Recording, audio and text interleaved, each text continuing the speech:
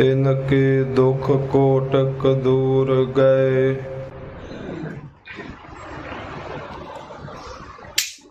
मथुरा जिन अमृत नाम पिया।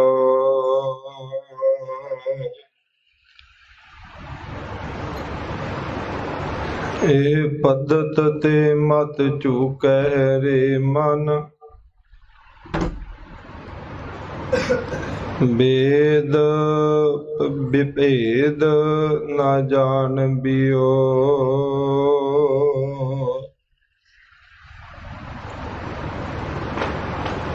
परतक्ष हृदय गुर अर्जुन कै।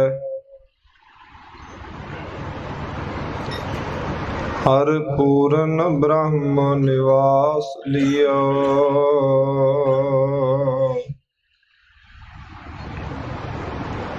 जब लो नहीं भाग लिलार उदय। तब लो भ्रम ते फिरते बहुत आयो।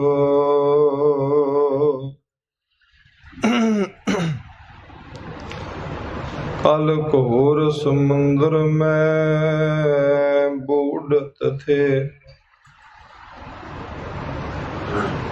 कबहू मिट है नहीं रे पछतायो।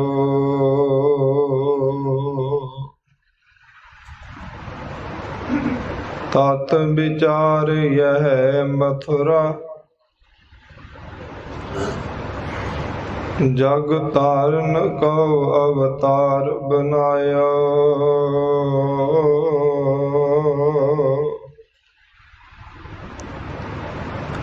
जपयो जिन अर्जन देव गुरु।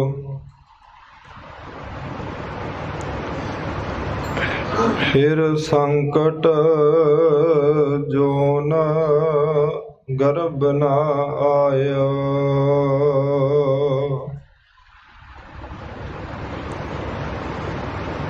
तात विचार यह मथुरा।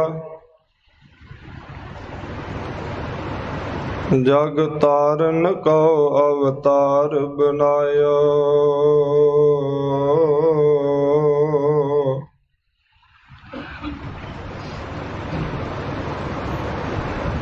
जपयो जिन अर्जन देव गुरु।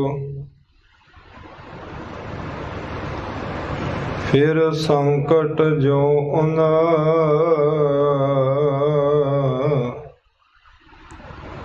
गर्भ न आयो।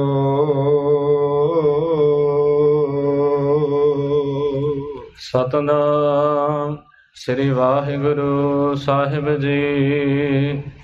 राग गोजरी महला पंजवा। काहे रे मन चित वह उदम। जा आहर हर जियो परिया। सैल पत्थर मह जंत उपाए। ताका रिजक आगे कर धरिया। काहे रे मन चित वह उदम। जा आहर हर जियो परिया। सैल पत्थर मह जंत उपाए।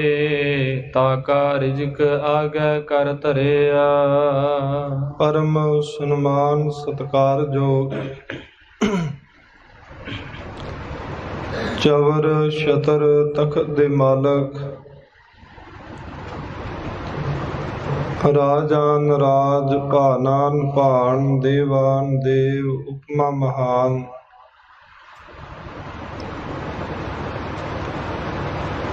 सर्व कला समर्थ सतगुरु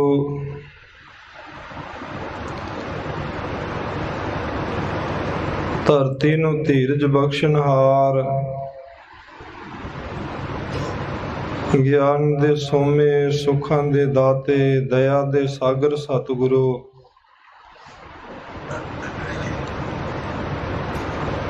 धन सतगुरु श्री गुरु ग्रंथ साहिब जी दी पावन पवित्र हजूरी दे अंदर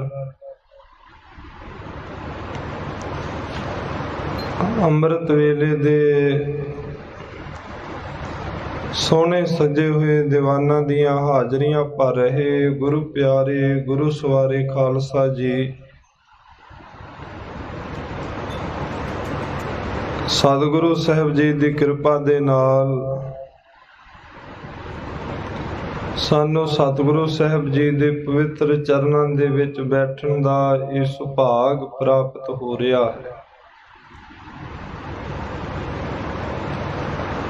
ਆਓ ਹਰ ਰੋਜ਼ ਜਿਵੇਂ ਆਪਾਂ ਚੱਲ ਰਹੀ ਪਾਵਨ ਪਵਿੱਤਰ ਗੁਰੂ ਕੀ ਬਾਣੀ ਦੀ ਲੜੀ ਵਿੱਚ ਵਾਰ ਕਥਾ ਵਿਚਾਰ ਸਰਵਣ ਕਰਦੇ ਹਾਂ।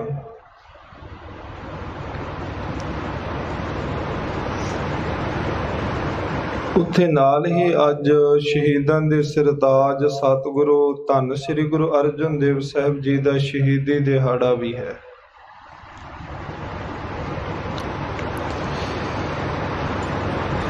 ਸਤਿਗੁਰੂ ਸਾਹਿਬ ਜੀ ਦੇ ਪਾਵਨ ਜੀਵਨ ਬਾਬਤ ਵੀ ਆਪਾਂ ਵਿਚਾਰਾਂ ਸਰਵਣ ਕਰਨੀਆਂ ਹਨ।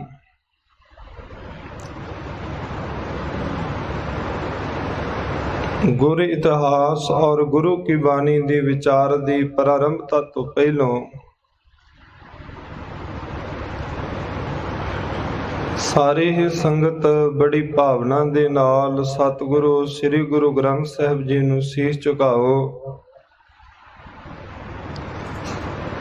ਦੋਵੇਂ ਹੱਥ ਜੋੜ ਕੇ ਬੁਲਾਈ ਗੁਰੂ ਕੀ ਫਤਿਹ ਪ੍ਰਵਾਨ ਕਰੋ ਜੀ। ਵਾਹਿਗੁਰੂ ਜੀ ਕਾ ਖਾਲਸਾ, ਵਾਹਿਗੁਰੂ ਜੀ ਕੀ ਫਤਿਹ।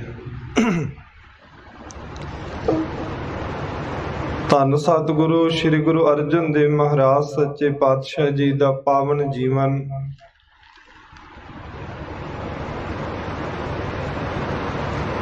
ਜੇ ਵਿਸਥਾਰ ਪੂਰਵਕ ਪੜ੍ਹਨਾ ਹੋਵੇ ਤੇ ਭੱਟ ਸਾਹਿਬਾਨਾਂ ਦੇ ਜੋ ਪਾਵਨ ਸਵਈਏ ਹਨ,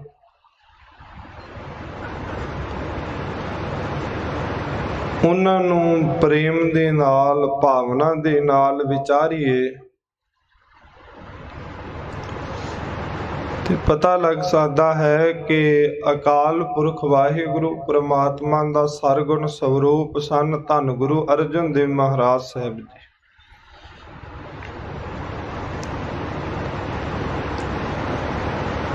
ਜਿੱਥੇ ਸਤਿਗੁਰੂ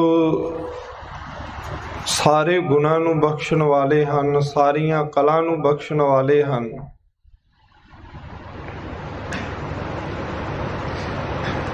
ਉੱਥੇ ਹਮੇਸ਼ਾ ਹੀ ਆਪਣੇ ਜੀਵਨ ਦੇ ਵਿੱਚ ਤਿਆਗਮਈ ਵਰਤੀ ਰੱਖੀ ਹੈ ਔਰ ਧੀਰਜ ਦਾ ਪੱਲਾ ਨਹੀਂ ਤਿਆਗਿਆ।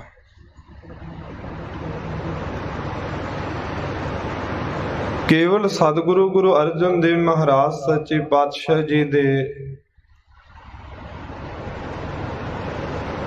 ਜਿਸ ਦਿਨ ਸ਼ਹੀਦੀ ਹੁੰਦੀ ਹੈ ਲਾਹੌਰ ਸ਼ਹਿਰ ਦੇ ਵਿੱਚ, ਉਸ ਦਿਨ ਦੀ ਬਾਤ ਹੀ ਨਹੀਂ,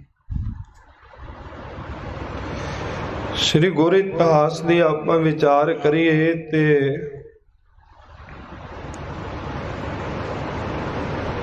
ਧੰਨ ਗੁਰੂ ਰਾਮਦਾਸ ਮਹਾਰਾਜ ਸੱਚੇ ਪਾਤਸ਼ਾਹ ਜੀ ਦੇ ਚਰਨਾਂ ਦੇ ਵਿੱਚ ਬੜੇ ਨਿਮਾਣੇ ਨਿਤਾਣੇ ਜੀਵਨ ਦਾ ਹੰਕਾਰ ਮਾਨ ਤਿਆਗ ਕੇ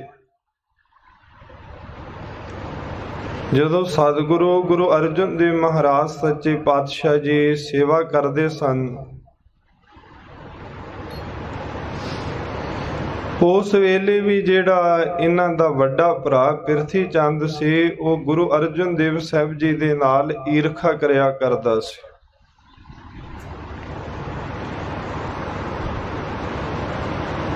ਆਉਣ ਵਾਲੇ ਸਮੇਂ ਦੇ ਬਾਬਤ ਜਾਣ ਕੇ ਕਿ ਇਹਨਾਂ ਨੇ ਸਾਡੇ ਤੋਂ ਬਾਅਦ ਗੁਰੂ ਬਣਨਾ ਹੈ, ਗੁਰੂ ਨਾਨਕ ਦੀ ਗੱਦੀ ਦੇ ਵਾਰਸ ਬਣਨਾ ਹੈ, ਧੰਨ ਗੁਰੂ ਗੁਰੂ ਰਾਮਦਾਸ ਮਹਾਰਾਜ ਸਾਹਿਬ ਜੀ ਪਿਆਰ ਸਤਿਕਾਰ ਜਦੋਂ ਬਖਸ਼ਦੇ ਤੇ ਉਸ ਵੇਲੇ ਪ੍ਰਿਥੀ ਚੰਦ ਗੁਰੂ ਰਾਮਦਾਸ ਸਾਹਿਬ ਜੀ ਦੇ ਨਾਲ ਵੀ ਝਗੜਦਾ ਹੈ।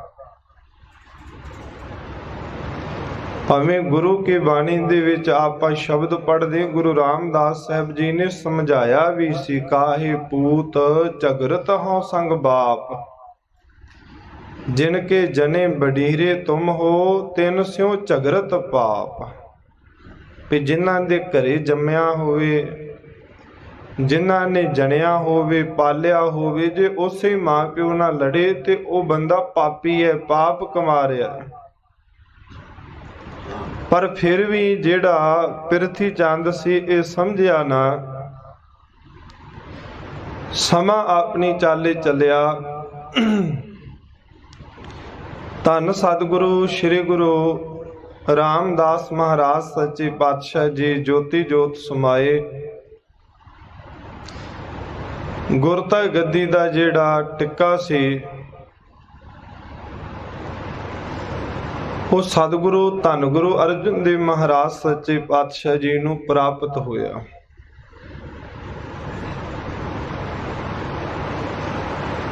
ਭਾਈ ਗੁਰਦਾਸ ਜੀ ਨੇ ਆਪਣੇ ਪਾਵਨ ਮੁਬਾਰਕ ਰਸਨਾ ਦੇ ਦੁਆਰਾ ਇਹ ਬਚਨ ਕਿਹਾ ਹੈ ਕਿ ਫਿਰ ਆਈ ਘਰ ਅਰਜਨ ਹੈ। ਉਹ ਗੁਰਤਾ ਗੱਦੀ ਧੰਨ ਗੁਰੂ ਅਰਜਨ ਦੇਵ ਮਹਾਰਾਜ ਸੱਚੇ ਪਾਤਸ਼ਾਹ ਜੀ ਦੇ ਘਰੇ ਆਈ।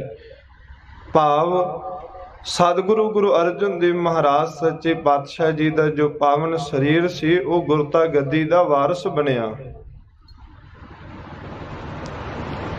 ਪਰ ਦੂਸਰੇ ਪਾਸੇ ਜਿਹੜਾ ਪਿਰਥੀ ਚੰਦ ਹੈ ਉਹ ਗੁਰੂ ਅਰਜਨ ਦੇਵ ਮਹਾਰਾਜ ਸਾਹਿਬ ਜੀ ਦੇ ਨਾਲ ਮੁੱਢ ਕਦੀਮੀ ਤੋਂ ਹੀ ਈਰਖਾ ਕਰ ਰਿਹਾ ਸੀ।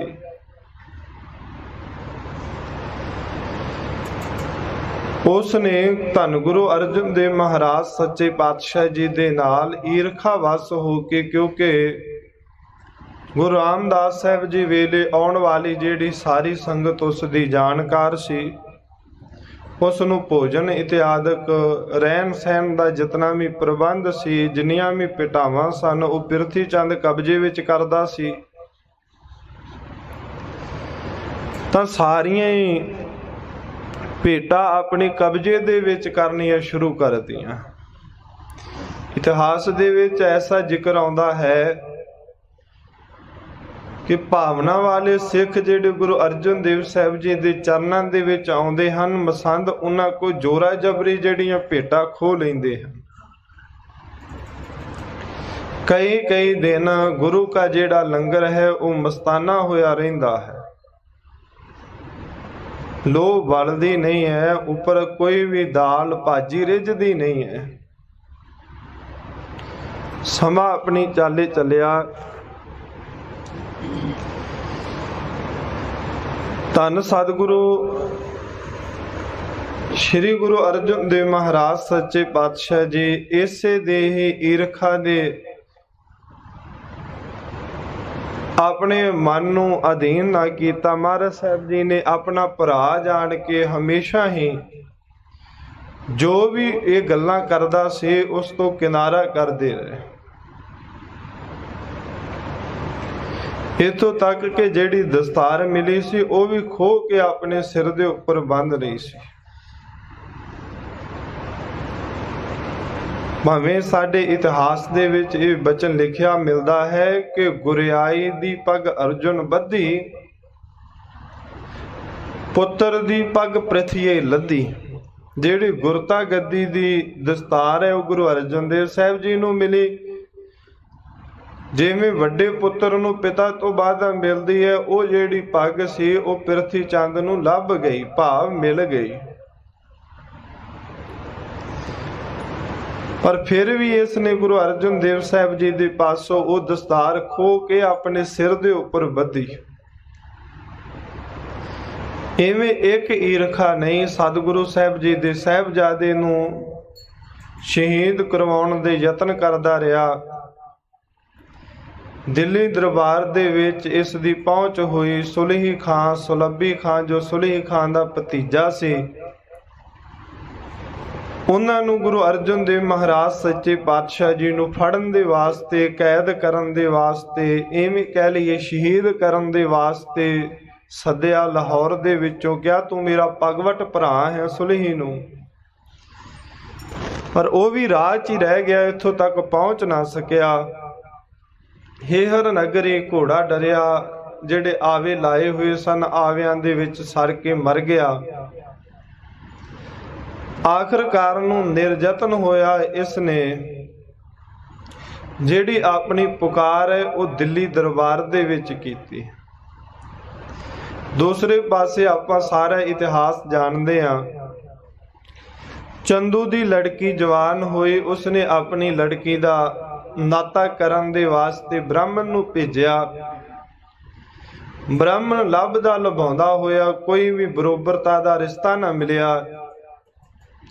ਧੰਨ ਗੁਰੂ ਅਰਜਨ ਦੇਵ ਮਹਾਰਾਜ ਸੱਚੇ ਪਾਤਸ਼ਾਹ ਜੀ ਦੇ ਘਰੇ ਸ੍ਰੀ ਅੰਮ੍ਰਿਤਸਰ ਸਾਹਿਬ ਵਿਖੇ ਆਇਆ। ਸੋਹਣੇ ਸਵਰੂਪ ਵਾਲੇ, ਉੱਚੇ ਕੱਦ ਵਾਲੇ, ਮੋਟੇ ਮੋਟੇ ਨੇਤਰ, ਚੌੜਾ ਮੱਥਾ, ਸਰੀਰ ਦਾ ਭਰਿਆ ਹੋਇਆ ਜੁੱਸਾ ਹੈ। ਧੰਨ ਗੁਰੂ ਹਰਗੋਬਿੰਦ ਸਾਹਿਬ ਜੀ ਦੇ ਦਰਸ਼ਨ ਕੀਤੇ ਤਾਂ ਮਨ ਦੇ ਵਿੱਚ ਵਿਚਾਰ ਆਇਆ ਕਿ ਚੰਦੂ ਦੀ ਜਿਹੜੀ ਲੜਕੀ ਹੈ ਉਸ ਦਾ ਨਾਤਾ ਇਸ ਨਾਲ ਕਰ ਦੇਣਾ ਚਾਹੀਦਾ ਹੈ। ਆਪਣੀ ਜਿਹੜੀ ਮਨ ਦੀ ਇੱਛਾ ਜ਼ਾਹਰ ਕੀਤੀ। ਧੰਨ ਗੁਰੂ ਅਰਜਨ ਦੇਵ ਮਹਾਰਾਜ ਸੱਚੇ ਪਾਤਸ਼ਾਹ ਜੀ ਨੇ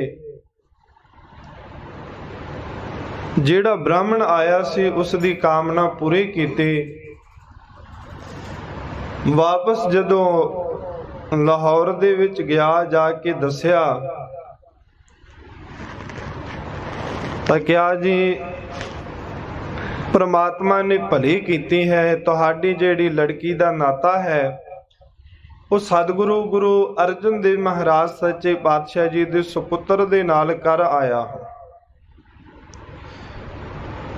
ਚੰਦੂ ਦੁਸ਼ਟ ਸੀ, ਪਾਪੀ ਮਨ ਵਾਲਾ ਸੀ, ਬੜੇ ਭੈੜੇ ਕਬੋਲ ਬੋਲੇ ਕਿ ਕਿੱਥੇ ਅਸੀਂ ਰਾਜ ਘਰਾਣਿਆਂ ਦੇ ਵਾਰਸ, ਕਿੱਥੇ ਉਹ ਫਕੀਰਾਂ ਦੀ ਗੱਦੀ, ਜੇ ਉਹਨਾਂ ਨੂੰ ਚੜਾਵਾ ਨਾ ਚੜੇ ਤੇ ਉਹ ਕੀ ਖਾਣਗੇ। ਅਖੀਰ ਬੋਲਦਾ ਬੋਲਦਾ ਇੱਥੋਂ ਤੱਕ ਬੋਲ ਗਿਆ ਕਿ ਤੂੰ ਕਹਿੰਦਾ ਚੰਗਾ ਰਿਸ਼ਤਾ ਕਰ ਆਇਆ, ਭਲੀ ਗੱਲ ਕਰਕੇ ਆਇਆ। ਜਿਹੜੀ ਚੁਬਾਰੇ ਦੀ ਇੱਟ ਸੀ ਉਹ ਤੂੰ ਮੋਰੀ ਨੂੰ ਲਾ ਕੇ ਮੇਰੇ ਪਾਸ ਆ ਗਿਆ।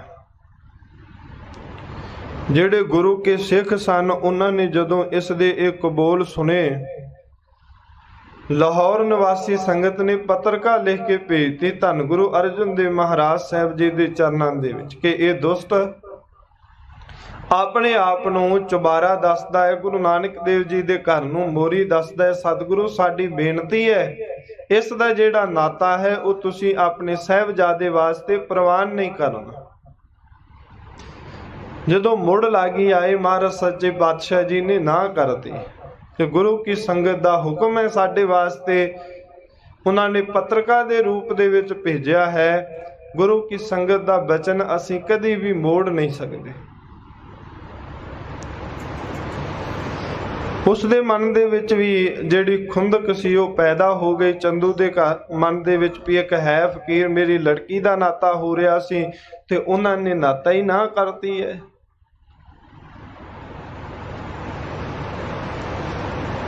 ਇਸੇ ਢੰਗ ਤਰੀਕੇ ਦੇ ਨਾਲ ਧੰਨ ਗੁਰੂ ਅਰਜਨ ਦੇਵ ਮਹਾਰਾਜ ਸਾਹਿਬ ਜੀ ਨੇ ਸ੍ਰੀ ਤਰਨਤਾਰਨ ਸਾਹਿਬ ਜੀ ਦਾ ਪਾਵਨ ਪਵਿੱਤਰ ਸਰੋਵਰ ਉਸਾਰਿਆ। ਇਸ ਇਲਾਕੇ ਦੇ ਵਿੱਚ ਇੱਕ ਸਤਿਗੁਰੂ ਸਾਹਿਬ ਜੀ ਦੇ ਨਾਲੋਂ ਕਰੀਬਨ 150 ਸਾਲ ਪਹਿਲਾਂ ਹੋਇਆ ਸੁਲਤਾਨੀਆ ਸੀ, ਜਿਸ ਦਾ ਨਾਮ ਸ਼ੇਖ ਫਤਾ ਸੀ। ਉਸ ਦੀ ਗੱਦੀ ਦੇ ਜਿਤਨੇ ਵੀ ਵਾਰਸ ਸਨ ਉਹਨਾਂ ਦੀ ਇੱਧਰ ਬਹੁਤ ਭਾਰੀ ਪੂਜਾ ਸੀ। ਪਰ ਜਦੋਂ ਧੰਨ ਗੁਰੂ ਅਰਜਨ ਦੇਵ ਮਹਾਰਾਜ ਸੱਚੇ ਪਾਤਸ਼ਾਹ ਜੀ ਨੇ ਇੱਥੇ ਪਰਉਪਕਾਰ ਦੇ ਕੰਮ ਕੀਤੇ, ਕੋੜੀਆਂ ਦੇ ਕੋੜ ਰੋਗ ਨਿਵਰਤ ਕੀਤੇ, ਦਵਾਖਾਨੇ ਖੋਲੇ, ਗੁਰੂ ਕੀ ਸੰਗਤ ਨੂੰ ਗਿਆਨਮਈ ਉਪਦੇਸ਼ ਬਖਸ਼ਿਆ ਤੇ ਸੁਭਾਵਕ ਹੈ ਜਿੱਥੇ ਹਨੇਰਾ ਹੋਵੇ, ਜਦੋਂ ਉੱਥੇ ਚਾਨਣ ਹੋ ਜਾਵੇ ਤੇ ਹਨੇਰਾ ਨਾਸ਼ ਹੋ ਜਾਂਦਾ ਹੈ। ਗੁਰੂ ਕੀ ਪਵਿੱਤਰ ਬਾਣੀ ਦਾ ਦਿੱਤਾ ਹੋਇਆ ਗਿਆਨ ਜਿੰਨੇ ਵੀ ਸਤਿਗੁਰੂ ਸਾਹਿਬ ਜੀ ਦੇ ਚਰਨਾਂ ਦੇ ਵਿੱਚ ਚੱਲ ਕੇ ਭਾਵਨਾ ਦੇ ਨਾਲ ਆਉਂਦੇ ਸਨ, ਉਹਨਾਂ ਨੂੰ ਪ੍ਰਾਪਤ ਹੋਣ ਲੱਗਾ। ਜਿਹੜਾ ਅਗਿਆਨ ਸੀ ਉਹ ਨਾਸ਼ ਹੋਣ ਲੱਗਾ, ਜਿਸ ਦੇ ਕਾਰਨ ਉਸ ਗੱਦੀ ਦੀ ਜਿਹੜੀ ਪੂਜਾ ਉਹ ਘਟਣੀ ਸ਼ੁਰੂ ਹੋ ਗਈ। ਉਹਨਾਂ ਨੇ ਵੀ ਆਪਣੀ ਜਿਹੜੀ ਪੁਕਾਰ ਸੀ ਲਾਹੌਰ ਦਰਬਾਰ ਦੇ ਵਿੱਚ ਜਾ ਕਰਕੇ ਕੀਤੀ, ਦਿੱਲੀ ਦਰਬਾਰ ਦੇ ਬਾਦਸ਼ਾਹ ਅੱਗੇ, ਕਿ ਜਿਹੜਾ ਗੁਰੂ ਅਰਜਨ ਦੇਵ ਸਾਹਿਬ ਜੀ ਨੇ ਬਾਣੀ ਲਿਖਵਾਈ ਹੈ ਉਸ ਦੇ ਵਿੱਚ ਜਿਹੜੀ ਮੁਹੰਮਦ ਸਾਹਿਬ ਦੀ ਬੇਹਰੁਮਤੀ ਕੀਤੀ ਹੋਈ ਹੈ, ਉਸ ਦੇ ਵਿੱਚ ਮੁਸਲਮਾਨਾਂ ਨੂੰ ਨੀਚ ਦਰਸਾਇਆ ਹੋਇਆ ਹੈ। ਭਾਵੇਂ ਇਹਨਾਂ ਗੱਲਾਂ ਦਾ ਸਪਸ਼ਟੀਕਰਨ ਅਕਬਰ ਵੇਲੇ ਸਤਿਗੁਰੂ ਸਾਹਿਬ ਜੀ ਨੇ ਸਾਰਾ ਹੀ ਦੇ ਦਿੱਤਾ ਸੀ, ਪਰ ਫਿਰ ਵੀ ਉਹ ਮਨ ਦੇ ਵਿੱਚ ਖੁੰਦਕ ਰੱਖੀ। ਇਹਨਾਂ ਨੇ ਜਾ ਕਰਕੇ ਪੁਕਾਰ ਕੀਤੀ, ਜਿਹੜਾ ਪ੍ਰਿਥੀ ਚੰਦ ਪੁਕਾਰੂ ਬਣਿਆ। ਸਤਿਗੁਰੂ ਗੁਰੂ ਅਰਜਨ ਦੇਵ ਮਹਾਰਾਜ ਸੱਚੇ ਪਾਤਸ਼ਾਹ ਜੀ ਨੂੰ ਲਾਹੌਰ ਵਿਖੇ ਬੁਲਾਇਆ ਗਿਆ। ਪਹਿਲਾ ਟਿਕਾਣਾ ਭਾਈ ਸੱਧੂ ਜੀ ਦੇ ਘਰ ਮਹਾਰਾਜ ਸੱਚੇ ਪਾਤਸ਼ਾਹ ਜੀ ਨੇ ਕੀਤਾ, ਇਸ ਨੂੰ ਬਖਸ਼ਿਸ਼ਾਂ ਕੀਤੀਆਂ। ਫਿਰ ਜਦੋਂ ਦਰਬਾਰ ਦੇ ਵਿੱਚ ਪੇਸ਼ ਹੋਏ ਤਾਂ ਜਿਹੜਾ ਚੰਦੂ ਸੀ ਇਸ ਨੇ ਛਲ ਬਲ ਕਰਕੇ ਆਪਣੇ ਘਰ ਦੇ ਵਿੱਚ ਸਤਿਗੁਰੂ ਧੰਨ ਗੁਰੂ ਅਰਜਨ ਦੇਵ ਮਹਾਰਾਜ ਸੱਚੇ ਪਾਤਸ਼ਾਹ ਜੀ ਨੂੰ ਕੈਦ ਕਰ ਲਿਆ। ਤੇ ਉਸ ਵੇਲੇ ਜਿਹੜੀਆਂ ਇਹਨਾਂ ਨੇ ਤੁਹਮਤਾਂ ਲਾਈਆਂ ਪਏ, ਬਾਦਸ਼ਾਹ ਤੇਰਾ ਜਿਹੜਾ ਖੁਸਰੋ ਉਹ ਬਾਗੀ ਹੋਇਆ ਸੀ, ਉਸ ਨੂੰ ਜਿਨ੍ਹਾਂ ਨੇ ਸ਼ਰਨ ਦਿੱਤੀ ਹੈ 5000 ਮੋਹਰ ਦਿੱਤੀ ਹੈ। ਇਵੇਂ ਮੁਹੰਮਦ ਸਾਹਿਬ ਦੀ ਸਿਫਤ ਤੇ ਕੀ ਲਿਖਣੀ ਸੀ, ਇਹਨਾਂ ਦੀ ਬਾਣੀ ਦੇ ਵਿੱਚ ਉਹਦੀ ਨਰਾਦਰੀ ਕੀਤੀ ਹੋਈ ਹੈ। ਇਵੇਂ ਅਨੇਕਾਂ ਹੀ ਤੁਹਮਤਾਂ ਲਾਈਆਂ, ਪਰ ਮਾਰੇ ਧੰਨ ਗੁਰੂ ਅਰਜਨ ਦੇਵ ਸੱਚੇ ਪਾਤਸ਼ਾਹ ਜੀ ਸ਼ਾਂਤ ਚਿੱਤ ਸੁਭਾਅ ਵਾਲੇ, ਕੋਈ ਵੀ ਬਚਨ ਨਾ ਕਿਹਾ। ਜਿਸ ਵੇਲੇ ਚੰਦੂ ਦੁਸਤ ਦੇ ਘਰੇ ਗਏ ਤੇ ਉਸ ਵੇਲੇ ਚੰਦੂ ਦੁਸਤ ਨੇ ਸਤਿਗੁਰੂ ਸਾਹਿਬ ਜੀ ਨੂੰ ਇੱਕ ਕਮਰੇ ਦੇ ਵਿੱਚ ਕੈਦ ਕਰਤਾ ਤੇ ਕਿਹਾ ਅਜੇ ਵੀ ਸਮਾਂ ਹੈ, ਮੇਰੀ ਲੜਕੀ ਦਾ ਜਿਹੜਾ ਨਾਤਾ ਹੈ ਉਹ ਪ੍ਰਵਾਨ ਕਰ ਲਓ। ਬਾਕੀ ਜਿੰਨੀਆਂ ਵੀ ਤੁਹਾਡੇ ਉੱਪਰ ਤੁਹਮਤਾਂ ਲੱਗ ਰਹੀਆਂ ਹਨ ਉਹ ਮੈਂ ਸਾਰੀਆਂ ਹੀ ਮੁਆਫ ਕਰਾ ਦੇਵਾਂਗਾ, ਕਿਉਂਕਿ ਮੇਰੀ ਦਿੱਲੀ ਦਰਬਾਰ ਦੇ ਵਿੱਚ ਪਹੁੰਚ ਹੈ। ਜਿਹੜਾ ਬਾਦਸ਼ਾਹ ਹੈ ਉਹ ਮੇਰੀ ਗੱਲ ਬੜੀ ਧਿਆਨ ਦੇ ਨਾਲ ਸੁਣਦਾ ਹੈ। ਜਿਵੇਂ ਮੈਂ ਕਹਾਂਗਾ ਜਹਾਂਗੀਰ ਉਵੇਂ ਮੰਨਣ ਦੇ ਵਾਸਤੇ ਤਿਆਰ ਹੋ ਜਾਵੇਗਾ। ਪਰ ਉਸ ਵੇਲੇ ਧੰਨ ਗੁਰੂ ਅਰਜਨ ਦੇਵ ਮਹਾਰਾਜ ਸੱਚੇ ਪਾਤਸ਼ਾਹ ਜੀ ਨੇ ਕਿਹਾ ਅਸੀਂ ਆਪਣੇ ਬਚਨਾਂ ਤੇ ਅਟਲ ਹਾਂ। ਫਿਰ ਜਿਵੇਂ ਜਿਵੇਂ ਲਗਾਤਾਰ ਮਹਾਰਾਜ ਸੱਚੇ ਪਾਤਸ਼ਾਹ ਜੀ ਨੂੰ ਤਸੀਹੇ ਦਿੱਤੇ, ਪਹਿਲੇ ਦਿਨ ਬਲਦੀ ਹੋਈ ਜਿਹੜੀ ਲੋਹ ਸੀ ਜਿਸ ਦਾ ਰੰਗ ਅੱਗ ਵਰਗਾ ਹੋਇਆ ਸੀ, ਉਸ ਤਵੀ ਦੇ ਉੱਪਰ ਬਿਠਾਇਆ। ਮਹਾਰਾਜ ਧੰਨ ਗੁਰੂ ਅਰਜਨ ਦੇਵ ਸੱਚੇ ਪਾਤਸ਼ਾਹ ਜੀ ਨੂੰ ਫਿਰ ਰਾਤ ਵੇਲੇ ਕਰੀਬਨ 3 ਪੈਰ 9 ਘੰਟੇ ਉਸ ਲੋਹ ਦੇ ਉੱਪਰ ਬਿਠਾਇਆ। ਫਿਰ ਇਸ ਵੇਲੇ ਰਾਤ ਵੇਲੇ ਕਹਿਣ ਲੱਗਾ ਜੇ ਡੁੱਲੇ ਬੇੜਾਂ ਦਾ ਕੁਝ ਵੀ ਨਹੀਂ ਵਿਗੜਿਆ। ਮੇਰੇ ਕੋਲ ਬੜੇ ਵਧੀਆ ਵੈਦ ਹਨ ਜਿਹੜੇ ਔਸ਼ਧੀ ਲਾ ਕਰਕੇ ਦਿਨਾਂ ਦੇ ਵਿੱਚ ਇਹ ਜਿਹੜਾ ਤੁਹਾਡਾ ਜ਼ਖਮ ਹੈ ਇਸ ਨੂੰ ਰਾਜੀ ਕਰ ਦੇਣਗੇ, ਪਰ ਬਸ ਸ਼ਰਤ ਹੈ ਕਿ ਮੇਰੀ ਲੜਕੀ ਦਾ ਜੋ ਨਾਤਾ ਹੈ ਉਹ ਪ੍ਰਵਾਨ ਕਰੋ, ਆਪਣੇ ਸਾਹਿਬਜ਼ਾਦੇ ਨਾਲ ਉਹਦਾ ਨਿਕਾਹ ਕਰਵਾਓ। ਸਤਿਗੁਰੂ ਜੀ ਫਿਰ ਵੀ ਨਾ ਮੰਨੇ। ਧੰਨ ਗੁਰੂ ਅਰਜਨ ਦੇਵ ਮਹਾਰਾਜ ਸੱਚੇ ਪਾਤਸ਼ਾਹ ਜੀ ਨੂੰ ਅਗਲੇ ਦਿਨ ਵੀ ਤੱਤੀ ਤਵੀ ਤੇ ਬਿਠਾਇਆ ਗਿਆ। ਇਤਿਹਾਸ ਦੇ ਵਿੱਚ ਬਚਨ ਲਿਖਿਆ ਹੈ ਕਿ ਜੈਸਾ ਤਵੀ ਦਾ ਰੰਗ ਵੈਸਾ ਹੀ ਅੱਗ ਦਾ ਰੰਗ, ਔਰ ਵੈਸਾ ਹੀ ਜਿਹੜਾ ਰੇਤ ਸੀ ਉਸ ਦਾ ਰੰਗ ਲਾਲ ਸੀ। ਜਿਹੜਾ ਪੜਪੂੰਜਾ ਸੀ ਗੁਰਦਿੱਤਾ, ਜਿਸ ਦੇ ਹੱਥ ਦੇ ਵਿੱਚ ਫੜਿਆ ਹੋਇਆ ਜਿਹੜਾ ਕੜਛਾ ਸੀ ਉਹ ਵੀ ਕੰਬ ਰਿਹਾ ਸੀ। ਮਹਾਰਾਜ ਸਾਹਿਬ ਨੇ ਉਸ ਨੂੰ ਆਪ ਧੀਰਜ ਦਿੱਤੀ। ਕਹਿਣ ਲੱਗੇ ਤੇਰਾ ਕੋਈ ਕਸੂਰ ਨਹੀਂ, ਨੌਕਰ ਦਾ ਫਰਜ਼ ਹੈ ਕਿ ਆਪਣੇ ਮਾਲਕ ਦਾ ਹੁਕਮ ਮੰਨਣਾ। ਧੰਨ ਗੁਰੂ ਅਰਜਨ ਦੇਵ ਮਹਾਰਾਜ ਸੱਚੇ ਪਾਤਸ਼ਾਹ ਜੀ ਦੇ ਪਾਵਨ ਸੀਸ ਦੇ ਉੱਪਰ ਜਦੋਂ ਰੇਤਾ ਪੈਣ ਲੱਗੇ, ਜਿਵੇਂ ਜਿਵੇਂ ਰੇਤ ਪੈਂਦੀ ਹੈ ਸਾਰਾ ਜਿਹੜਾ ਸਰੀਰ ਹੈ ਉਸ ਦੇ ਉੱਪਰ ਫਲੂਹੇ ਸ਼ੁਰੂ ਹੋ ਗਏ ਹਨ। ਜਦੋਂ ਮੀਆਂ ਮੀਰ ਨੂੰ ਜਾ ਕੇ ਪਤਾ ਲੱਗਾ, ਉਹ ਵੀ ਇੱਕ ਵਾਰ ਜਦੋਂ ਸਤਿਗੁਰੂ ਦੇ ਪਾਸ ਆਇਆ ਤੇ ਮਹਾਂਪੁਰਖਾਂ ਨੇ ਬਚਨ ਕਹੇ ਕਿ ਮੂਰਛਨਾ ਹੋ ਗਿਆ, ਬੇਹੋਸ਼ ਹੋ ਕੇ ਡਿੱਗ ਪਿਆ। ਕਹਿਣ ਲੱਗੇ ਤੁਸੀਂ ਤੇ ਅੱਲਾ ਦਾ ਰੂਪ ਹੋ, ਸਵਰੂਪ ਹੋ, ਕਿਉਂ ਇੰਨੇ ਕਸ਼ਟ ਸਹਾਰ ਰਹੇ ਹੋ? ਤਾਂ ਧੰਨ ਗੁਰੂ श्री गुरु अर्जन देव साहब जी कहने लगे ये निरंकार दा भाना ही इवें है। ਅਸੀਂ ਗੁਰੂ ਕੇ ਸਿੱਖਾਂ ਨੂੰ ਇਹ ਸਬਕ ਪੜ੍ਹਾ ਰਹੇ ਹਾਂ ਕਿ ਆਉਣ ਵਾਲੇ ਸਮੇਂ ਦੇ ਵਿੱਚ ਜੇ ਸ਼ਹੀਦ ਹੋਣਾ ਪਵੇ ਤੇ ਇੰਨੇ ਭਾਰੀ ਤਸੀਹੇ ਵੀ ਪ੍ਰਾਪਤ ਹੋ ਜਾਣ ਪਰ ਆਪਣੇ ਸਿਦਕ ਤੋਂ ਕਦੇ ਨਹੀਂ ਡੋਲਣਾ। ਵਾਕਿਆ ਗੁਰਸਿੱਖੋ ਸਤਿਗੁਰੂ ਸਾਹਿਬ ਜੀ ਵੱਲੋਂ ਪੜ੍ਹਾਇਆ ਹੋਇਆ ਸਬਕ ਗੁਰੂ ਕੇ ਸਿੱਖਾਂ ਨੇ ਇੰਨਾ ਯਾਦ ਰੱਖਿਆ, ਚਾਹੇ ਬੰਦ ਕੱਟਿਆ ਗਿਆ, ਆਰੇ ਨਾਲ ਚੀਰੇ ਗਏ, ਰੰਬੀਆਂ ਦੇ ਨਾਲ ਖੋਪਰ ਉਤਰ ਗਏ, ਚਰਖੜੀਆਂ ਤੇ ਚਾੜ ਦਿੱਤੇ ਗਏ, ਰੂਹਾਂ ਦੇ ਵਿੱਚ ਲਪੇਟ ਕੇ ਸਾੜ ਦਿੱਤੇ ਗਏ, ਗੱਡੀਆਂ ਥੱਲੇ ਉਹਨਾਂ ਨੂੰ ਫੇਰ ਦਿੱਤਾ ਗਿਆ, ਜੰਡਾਂ ਦੇ ਨਾਲ ਬੰਨ੍ਹ ਕੇ ਸਾੜ ਦਿੱਤਾ ਗਿਆ, ਪਰ ਗੁਰੂ ਕੇ ਸਿੱਖਾਂ ਨੇ ਸਤਿਗੁਰੂ ਦਾ ਬਖਸ਼ਿਆ ਹੋਇਆ ਸਬਕ ਇਹਨਾਂ ਜੀਵਨ ਦੇ ਵਿੱਚ ਯਾਦ ਰੱਖਿਆ ਕਿ ਰਤੀ ਭਰ ਵੀ ਆਪਣੀ ਮੁਬਾਰਕ ਪਾਵਨ ਰਸਨਾ ਤੋਂ ਸੀ ਨਹੀਂ ਕੀਤੀ। ਭਾਈ ਪ੍ਰਾਣਾ ਜੀ ਕੈਦ ਸਨ, ਸਾਰਾ ਸਰੀਰ ਜਰੀਰਾਂ ਦੇ ਨਾਲ ਜਕੜਿਆ ਹੋਇਆ ਸੀ। ਮਹਾਰਾਜ ਧੰਨ ਗੁਰੂ ਅਰਜਨ ਦੇਵ ਸੱਚੇ ਪਾਤਸ਼ਾਹ ਜੀ ਵਾਲੇ ਪਾਸੇ ਨੂੰ ਵਧਣ ਲੱਗਾ ਤੇ ਚੰਦੂ ਦੁਸਤ ਨੇ ਕਹਿ ਕਰਕੇ ਕੋੜਣਿਆਂ ਦੀ ਮਾਰ ਪਵਾਈ।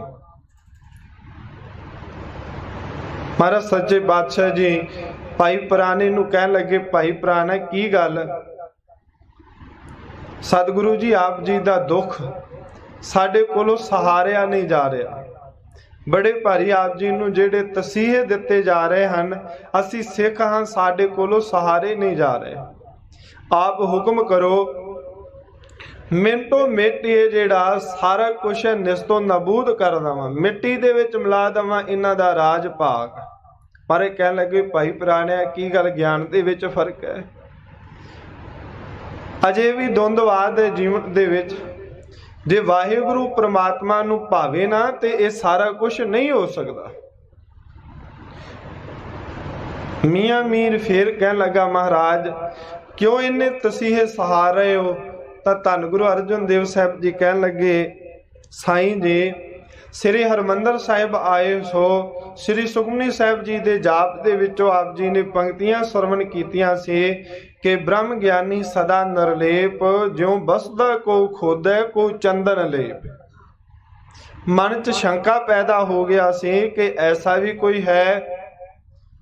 ਤਾਂ ਧੰਨ ਗੁਰੂ ਸ੍ਰੀ ਗੁਰੂ ਅਰਜਨ ਦੇਵ ਮਹਾਰਾਜ ਸਾਹਿਬ ਜੀ ਕਹਿਣ ਲੱਗੇ, ਸਾਈਂ ਜੀ ਨਿਰੰਕਾਰ ਅਕਾਲ ਪੁਰਖ ਦੀ ਕਿਰਪਾ ਦੇ ਨਾਲ ਜਦੋਂ ਸੀਸ ਦੇ ਉੱਪਰ ਚੌਰ ਸਾਹਿਬ ਝੁਲਦਾ ਸੀ, ਉਦੋਂ ਵੀ ਇਹ ਗੁਰੂ ਨਾਨਕ ਦੀ ਕਿਰਪਾ ਨਾਲ ਬਿਰਤੀ ਇੱਕ ਰਸ ਸੀ ਤੇ ਅੱਜ ਵੀ ਉਵੇਂ ਹੈ। ਬੇਸ਼ੱਕ ਦੇਖਣ ਵਾਲਿਆਂ ਨੂੰ ਦਰਦ ਹੋ ਰਿਹਾ ਹੈ, ਸਿੱਖ ਉਹਨਾਂ ਨੂੰ ਦਰਦ ਹੈ ਕਿ ਗੁਰੂ ਸਾਡਾ ਤੱਤੀ ਲੋਹ ਦੇ ਉੱਪਰ ਬਿਠਾਇਆ ਹੋਇਆ ਹੈ। ਚੰਦੂ ਦੰਦ ਕਰੀਚਦਾ ਹੈ ਵੀ ਇੰਨੇ ਤਸੀਹੇ ਦੇਣ ਦੇ ਬਾਵਜੂਦ ਵੀ ਸਤਿਗੁਰੂ ਸਾਡੇ ਬਚਨ ਨਹੀਂ ਮੰਨ ਰਹੇ। ਐਵੇਂ ਜਿੰਨੇ ਦੇਹ ਜਿਹੜਾ ਗੁਰਦਿੱਤਾ ਪੜਪੂੰਜਾ ਰੇਤ ਸਿਰ ਦੇ ਵਿੱਚ ਪਾ ਰਿਹਾ ਹੈ, ਉਹ ਇਸ ਕਰਕੇ ਡਰਦਾ ਹੈ ਕਿ ਮੇਰੇ ਕੋਲੋਂ ਪਾਪ ਹੋ ਰਿਹਾ ਹੈ। ਜਿੰਨੇ ਵੀ ਵੇਖ ਰਹੇ ਹਨ, ਚਾਹੇ ਉਹ ਸਤਿਗੁਰੂ ਸਾਹਿਬ ਜੀ ਦੇ ਸੇਵਕ ਹਨ, ਸਨਿਗਧ ਹਨ, ਚਾਹੇ ਸਤਿਗੁਰੂ ਦੇ ਨਾਲ ਈਰਖਾ ਕਰਨ ਵਾਲੇ ਹਨ, ਸਾਰਿਆਂ ਦੇ ਮਨ ਦੇ ਵਿੱਚ ਦਰਦ ਹੈ। ਉਹ ਇਸ ਵਾਸਤੇ ਡਰਦੇ ਹਨ ਜਿਹੜੇ ਵਿਰੋਧੀ ਹਨ ਵੀ ਗੁਰੂ ਸਾਡਾ ਬਚਨ ਹੀ ਨਹੀਂ ਮੰਨ ਰਿਹਾ ਇੰਨੇ ਤਸੀਹੇ ਦੇਣ ਦੇ ਬਾਵਜੂਦ। ਤੇ ਗੁਰੂ ਕੇ ਸਿੱਖ ਇਸ ਵਾਸਤੇ ਹਿਰਦੇ ਵਿੱਚ ਸਾਹ ਲੈ ਕੇ ਸਾਡੇ ਸਾਹਮਣੇ ਸਤਿਗੁਰੂ ਨੂੰ ਇੰਨੇ ਤਸੀਹੇ ਦਿੱਤੇ ਜਾ ਰਹੇ ਹਨ, ਪਰ ਸਾਡਾ ਕੋਈ ਵੀ ਵਸ ਨਹੀਂ ਚੱਲ ਰਿਹਾ।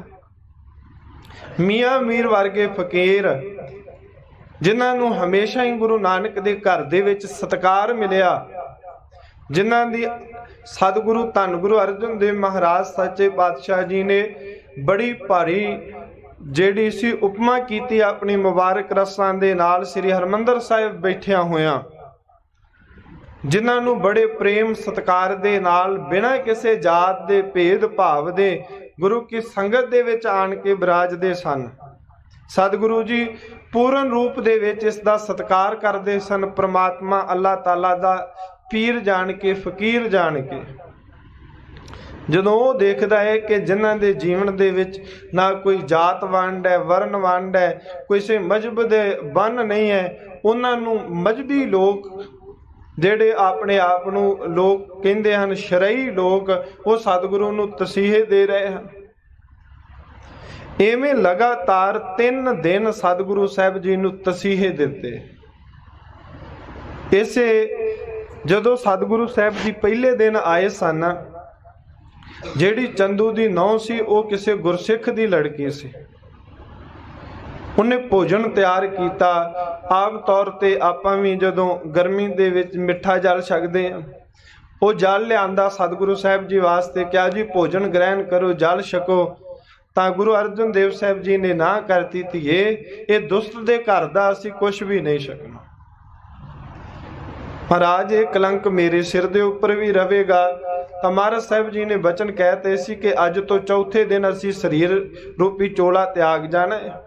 ਜਦੋਂ ਪਤਾ ਲੱਗੇ, ਇੱਕ ਸ੍ਰੀ ਜਪਜੀ ਸਾਹਿਬ ਜੀ ਦਾ ਪਾਠ ਕਰੀ, ਸਰੀਰ ਦੇ ਉੱਪਰ ਚਾਦਰ ਲਈ, ਅਰਦਾਸ ਬੇਨਤੀ ਕਰਕੇ ਤੂੰ ਵੀ ਸਰੀਰ ਤਿਆਗ ਦੇ। ਜਦੋਂ ਚੌਥੇ ਦਿਨ ਮਹਾਰਾਜ ਧੰਨ ਗੁਰੂ ਅਰਜਨ ਦੇਵ ਸੱਚੇ ਪਾਤਸ਼ਾਹ ਜੀ ਨੇ ਕੀ ਕਰਨ ਲੱਗੇ ਹਨ ਕਿ ਚੰਦੂ ਨੇ ਸੋਚਿਆ ਸਤਿਗੁਰੂ ਨੂੰ, ਗੁਰੂ ਅਰਜਨ ਦੇਵ ਸਾਹਿਬ ਜੀ ਨੂੰ ਸਾਰਿਆਂ ਦੇ ਨਾਲੋਂ ਜ਼ਿਆਦਾ ਪਿਆਰਾ ਧਰਮ ਹੈ। ਕਿਉਂ ਨਾ ਹੋਵੇ ਕਿਸੇ ਨਾ ਕਿਸੇ ਢੰਗ ਦੇ ਨਾਲ ਇਹਨਾਂ ਨੂੰ ਧਰਮ ਤੋਂ ਡੁਲਾਇਆ ਜਾਵੇ। ਡੁਲਾਉਣ ਦਾ ਤਰੀਕਾ ਕੀਤਾ ਕਿ ਇੱਕ ਗਊ ਦਾ ਮਾਸ, ਉਹਦੀ ਜਿਹੜੀ ਖੱਲ ਸੀ ਉਸ ਨੂੰ ਲਿਆਂਦਾ ਗਿਆ, ਪਾਣੀ ਦੇ ਵਿੱਚ ਭਿਉਂ ਕੇ, ਤੇ ਸੋਚਿਆ ਵੀ ਸਤਿਗੁਰੂ ਸਾਹਿਬ ਜੀ ਦੇ ਸਰੀਰ ਦੇ ਉੱਪਰ ਇਹ ਮੜ ਦੇਣੀ ਹੈ, ਇਹ ਸੀ ਦੇਣੀ ਹੈ। ਜਿਵੇਂ ਜਿਵੇਂ ਧੁੱਪ ਪਵੇਗੀ, ਕਿਉਂਕਿ ਕੋਈ ਮਾਸ ਜਿਹੜਾ ਛਿੱਲਿਆ ਹੋਵੇ, ਆਪਣੇ ਵੀ ਛਾਲਾ ਪਵੇ ਨਾ, ਉਹਦੇ ਉੱਪਰ ਹਾਥੀ ਆਪਣਾ ਲੱਗ ਜਾਵੇ ਛਿੱਲੇ ਹੋਏ ਮਾਸ ਦਾ, ਤੇ ਉਹ ਲੱਗਦਾ ਬੜਾ ਹੈ। ਜੇ ਚਮੜਾ ਹੋਵੇ ਤੇ ਬਹੁਤ ਜ਼ਿਆਦਾ ਲੱਗਦਾ। ਇਵੇਂ ਸੋਚਿਆ ਜਿਵੇਂ ਜਿਵੇਂ ਧੁੱਪ ਪਵੇਗੀ, ਧੁੱਪ ਦੇ ਵਿੱਚ ਰੱਖ ਦੇਵਾਂਗੇ, ਉਹ ਮਾਸ ਸੁੰਗੜੇਗਾ, ਛਾਲੇ ਫਿਸ ਜਾਣਗੇ, ਸਤਿਗੁਰੂ ਸਾਹਿਬ ਜੀ ਨੂੰ ਕਸ਼ਟ ਹੋਵੇਗਾ। ਇਵੇਂ ਆਪਣੇ ਮਨ ਨੂੰ ਧਰਵਾਸ ਜਿਹਾ ਦਿੱਤਾ। ਮਨ ਨੂੰ ਚੈਨ ਦੇਣ ਵਾਸਤੇ ਚੰਦੂ ਦੁਸ਼ਟ ਨੇ ਇਹ ਸਾਰਾ ਕੁਝ ਆਪਣੇ ਪਾਸ ਮੰਗਵਾਇਆ।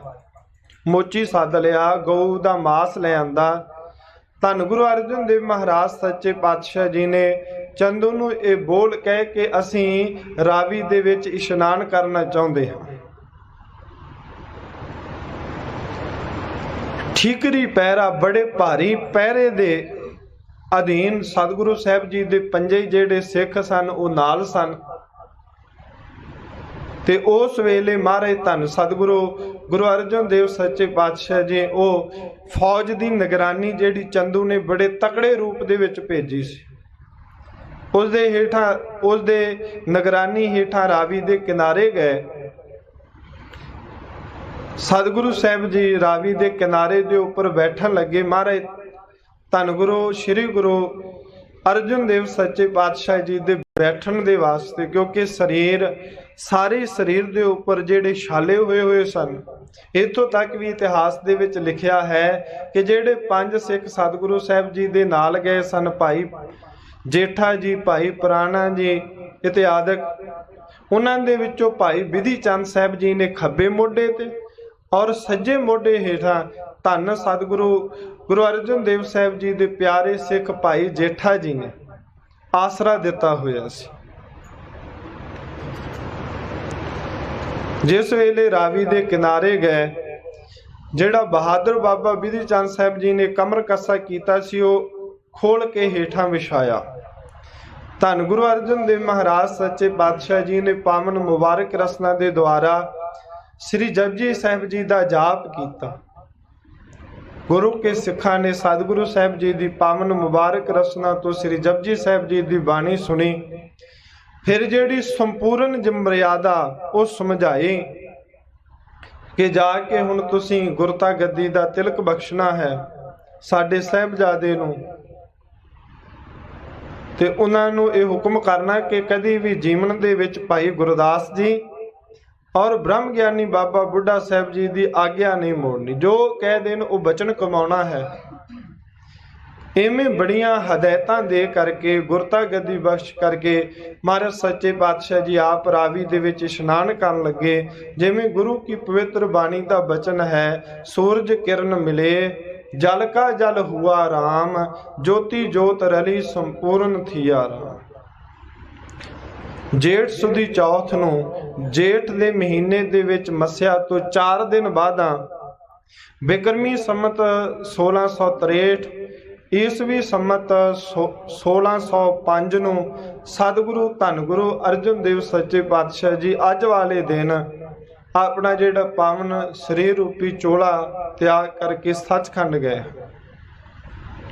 ਐਸੇ ਮਹਾਨ ਪਰਉਪਕਾਰੀ ਸਤਿਗੁਰੂ ਜਿਨ੍ਹਾਂ ਦੇ ਬਾਬਤ ਭਾਈ ਸਾਹਿਬ ਭਾਈ ਗੁਰਦਾਸ ਜੀ ਨੇ ਲਿਖਿਆ ਹੈ ਕਿ ਸਤਿਗੁਰੂ ਧੰਨ ਗੁਰੂ ਅਰਜਨ ਦੇਵ ਸਾਹਿਬ ਜੀ ਦਾ ਪਾਵਨ ਜੀਵਨ ਐਸਾ ਹੈ ਜਿਵੇਂ ਜਿਹੜੀ ਮੱਛੀ ਹੈ ਉਹ ਪਾਣੀ ਦੇ ਵਿੱਚ ਰਹਿ ਕਰਕੇ ਸਦਾ ਖੁਸ਼ ਹੈ, ਇਵੇਂ ਗੁਰੂ ਦਰਿਆ ਰੂਪੀ ਹੁਕਮ ਦੇ ਵਿੱਚ ਰਹਿੰਦਿਆਂ ਹੋਇਆਂ ਧੰਨ ਸਤਿਗੁਰੂ ਸ੍ਰੀ ਗੁਰੂ ਅਰਜਨ ਦੇਵ ਸੱਚੇ ਪਾਤਸ਼ਾਹ ਜੀ ਸਦਾ ਹੀ ਪ੍ਰਸੰਨ ਰਹਿੰਦੇ ਸੀ। ਕਦੇ ਵੀ ਆਪਣੇ ਪਿਤਾ ਸਤਿਗੁਰੂ ਦਾ ਬਚਨ ਨਹੀਂ ਸੀ ਮੋੜਿਆ। ਤਾਇਆ ਸਹਾਰੀ ਮਲ ਜੀ ਆਏ ਸਨ, ਸਤਿਗੁਰੂ ਸਾਹਿਬ ਜੀ ਦੇ ਭਰਾਤਾ ਗੁਰੂ ਅਰਜਨ ਦੇਵ ਸਾਹਿਬ ਜੀ ਦੇ ਤਾਇਆ ਜੀ ਆਣ ਕੇ ਬੇਨਤੀ ਕੀਤੀ ਸੀ ਕਿ ਸੁਪੁੱਤਰ ਦਾ ਆਨੰਦ ਕਾਰਜ ਹੈ।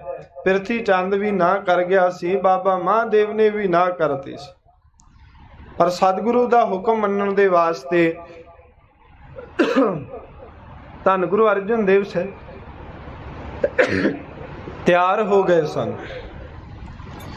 ਤੇ ਨਾਲ ਹੀ ਬਚਨ ਕਿਹਾ ਸੀ, ਜਿੰਨਾ ਚਿਰ ਅਸੀਂ ਤੁਹਾਨੂੰ ਕੋਈ ਸੁਨੇਹਾ ਨਾ ਭੇਜੀਏ ਉਹਨਾਂ ਚਿਰ ਤੁਸੀਂ ਸਾਡੇ ਪਾਸ ਨਹੀਂ ਆਉਣਾ। ਫਿਰ ਵੀ ਅੱਗੇ ਸਤ ਬਚਨ ਹੀ ਕਿਹਾ ਸੀ। ਐਸੇ ਮਹਾਨ ਪਰਉਪਕਾਰੀ ਸਤਿਗੁਰੂ ਧੰਨ ਗੁਰੂ ਅਰਜਨ ਦੇਵ ਸੱਚੇ ਪਾਤਸ਼ਾਹ ਜਿਹੜੇ ਬਾਣੀ ਦੇ ਸੋਮੇ ਹਨ, ਜਿਹੜੇ ਸ਼ਾਂਤੀ ਔਰ ਨਿਮਰਤਾ ਦੇ ਪੁੰਜ ਹਨ, ਗੁਰੂ ਹੁੰਦਿਆਂ ਹੋਇਆਂ ਵੀ ਆਪਣੇ ਪਾਵਨ ਕਰ ਕਮਲਾਂ ਦੇ ਨਾਲ ਦਰ ਦੇ ਉੱਪਰ ਆਈ ਹੋਈ ਜਿਹੜੀ ਸਿੱਖ ਸੰਗਤ ਹੈ ਉਹਨਾਂ ਦੇ ਜੋੜੇ ਝਾੜਦੇ ਹਨ। ਐਸੇ ਮਹਾਨ ਪਰਉਪਕਾਰੀ ਸਤਿਗੁਰੂ ਅੱਜ ਦੇ ਦਿਨ ਉਹਨਾਂ ਦਾ ਜੋ ਸ਼ਹੀਦੀ ਦਿਹਾੜਾ ਹੈ ਸਾਰੀ ਸਿੱਖ ਸੰਗਤ ਦੇਸ਼ਾਂ ਵਿਦੇਸ਼ਾਂ ਦੇ ਵਿੱਚ ਮਨਾ ਰਹੀ ਹੈ। ਇਹ ਉਹਨਾਂ ਦੇ ਸ਼ਹੀਦੀ ਬਾਬਤ ਜੋ ਵਿਚਾਰਾਂ ਕੀਤੀਆਂ, ਅੱਜ ਦਾ ਜੋ ਪਾਵਨ ਸ਼ਬਦ ਜਿਸ ਦੀਆਂ ਪ੍ਰਾਰੰਭਤਾ ਵਾਲੀਆਂ ਆਪ ਜੀ ਨੇ ਪੰਕਤੀਆਂ ਸਰਵਣ ਕੀਤੀਆਂ ਹਨ, ਸ਼ਹੀਦਾਂ ਦੇ ਸਿਰਤਾਜ ਧੰਨ ਗੁਰੂ ਅਰਜਨ ਦੇਵ ਮਹਾਰਾਜ ਸਾਹਿਬ ਜੀ ਦੀ ਪਾਵਨ ਮੁਬਾਰਕ ਰਸਨਾ ਦੇ ਦੁਆਰਾ ਉਚਾਰਨ ਕੀਤਾ। ਇਤਿਹਾਸ ਦੇ ਵਿੱਚ ਇਸ ਪਾਵਨ ਸ਼ਬਦ ਦੀ ਉਥਾਨਕਾ ਆਉਂਦੀ ਹੈ ਕਿ ਭਾਈ ਗੁਰਦਾਸ ਜੀ ਜਿਸ ਵੇਲੇ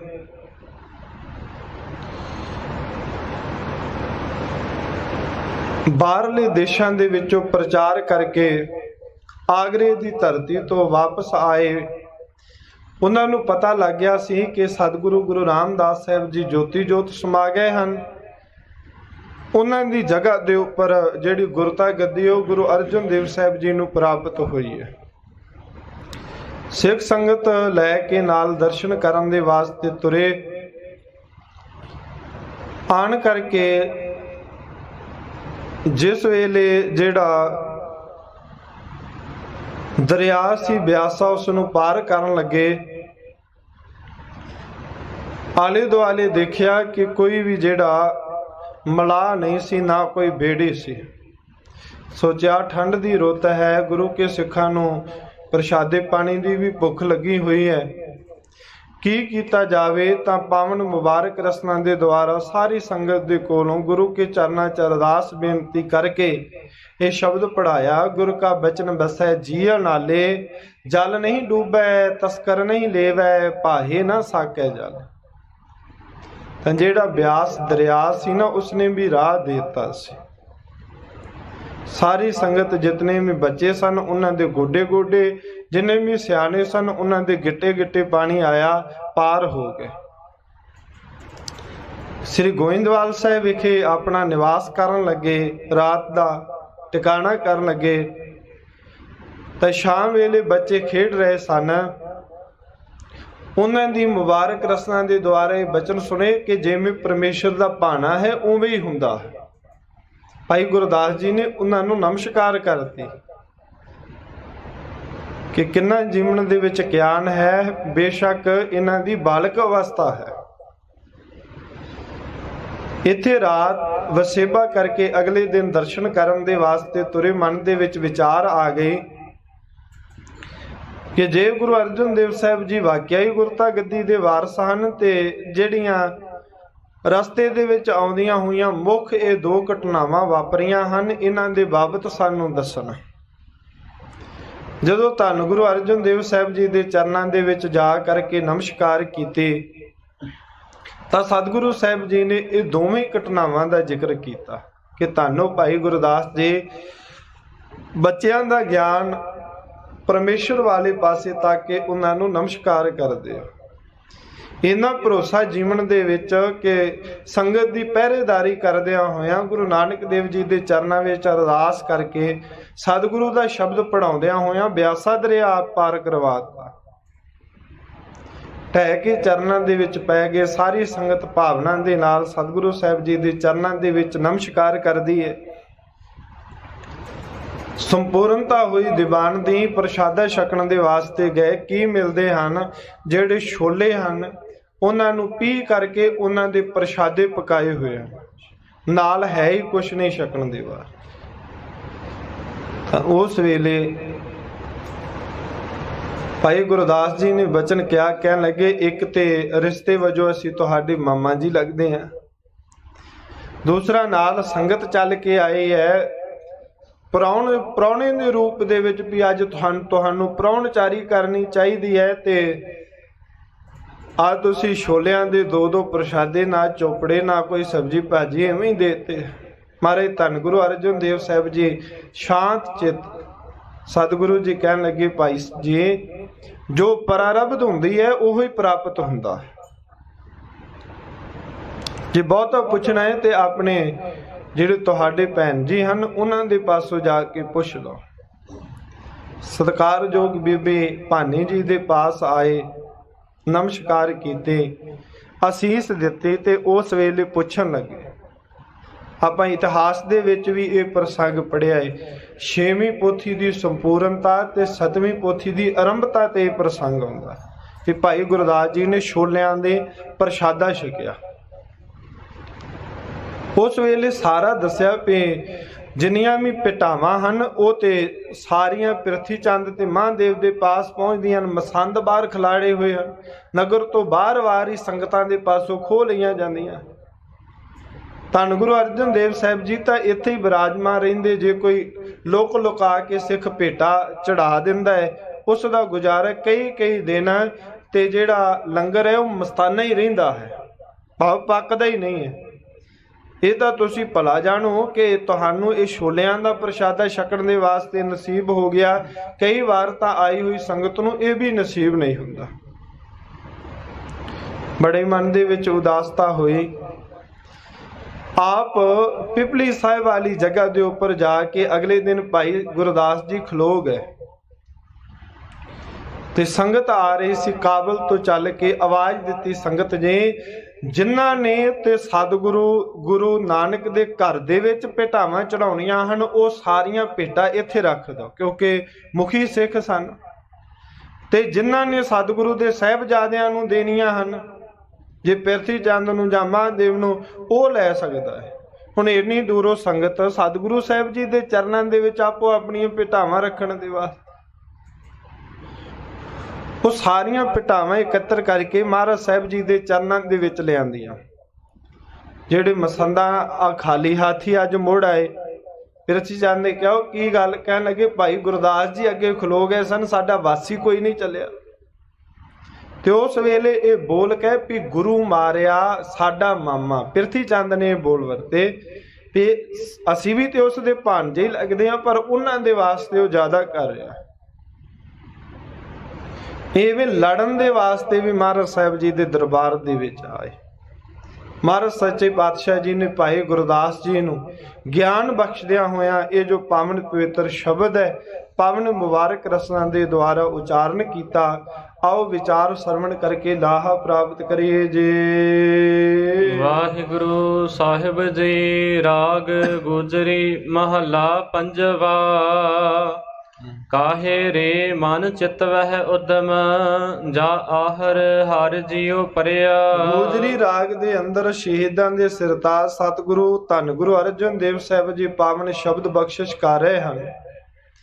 ਮਹਾਰਾਜ ਜੀ ਕਹਿਣ ਲੱਗੇ ਭਾਈ ਗੁਰਦਾਸ ਜੀ, ਕਾਹੇ ਰੇ ਮਨ ਚਿਤ ਵਹਿ ਉਦਮ, ਕੀ ਰੋਜੀ ਰੋਟੀ ਦੀ ਪ੍ਰਾਪਤੀ ਵਾਸਤੇ ਮਨ ਦੇ ਵਿੱਚ ਉਦਮ ਚਿਤਵ ਰਹੇ ਹੋ, ਉਦਮ ਕਰ ਰਹੇ ਹੋ।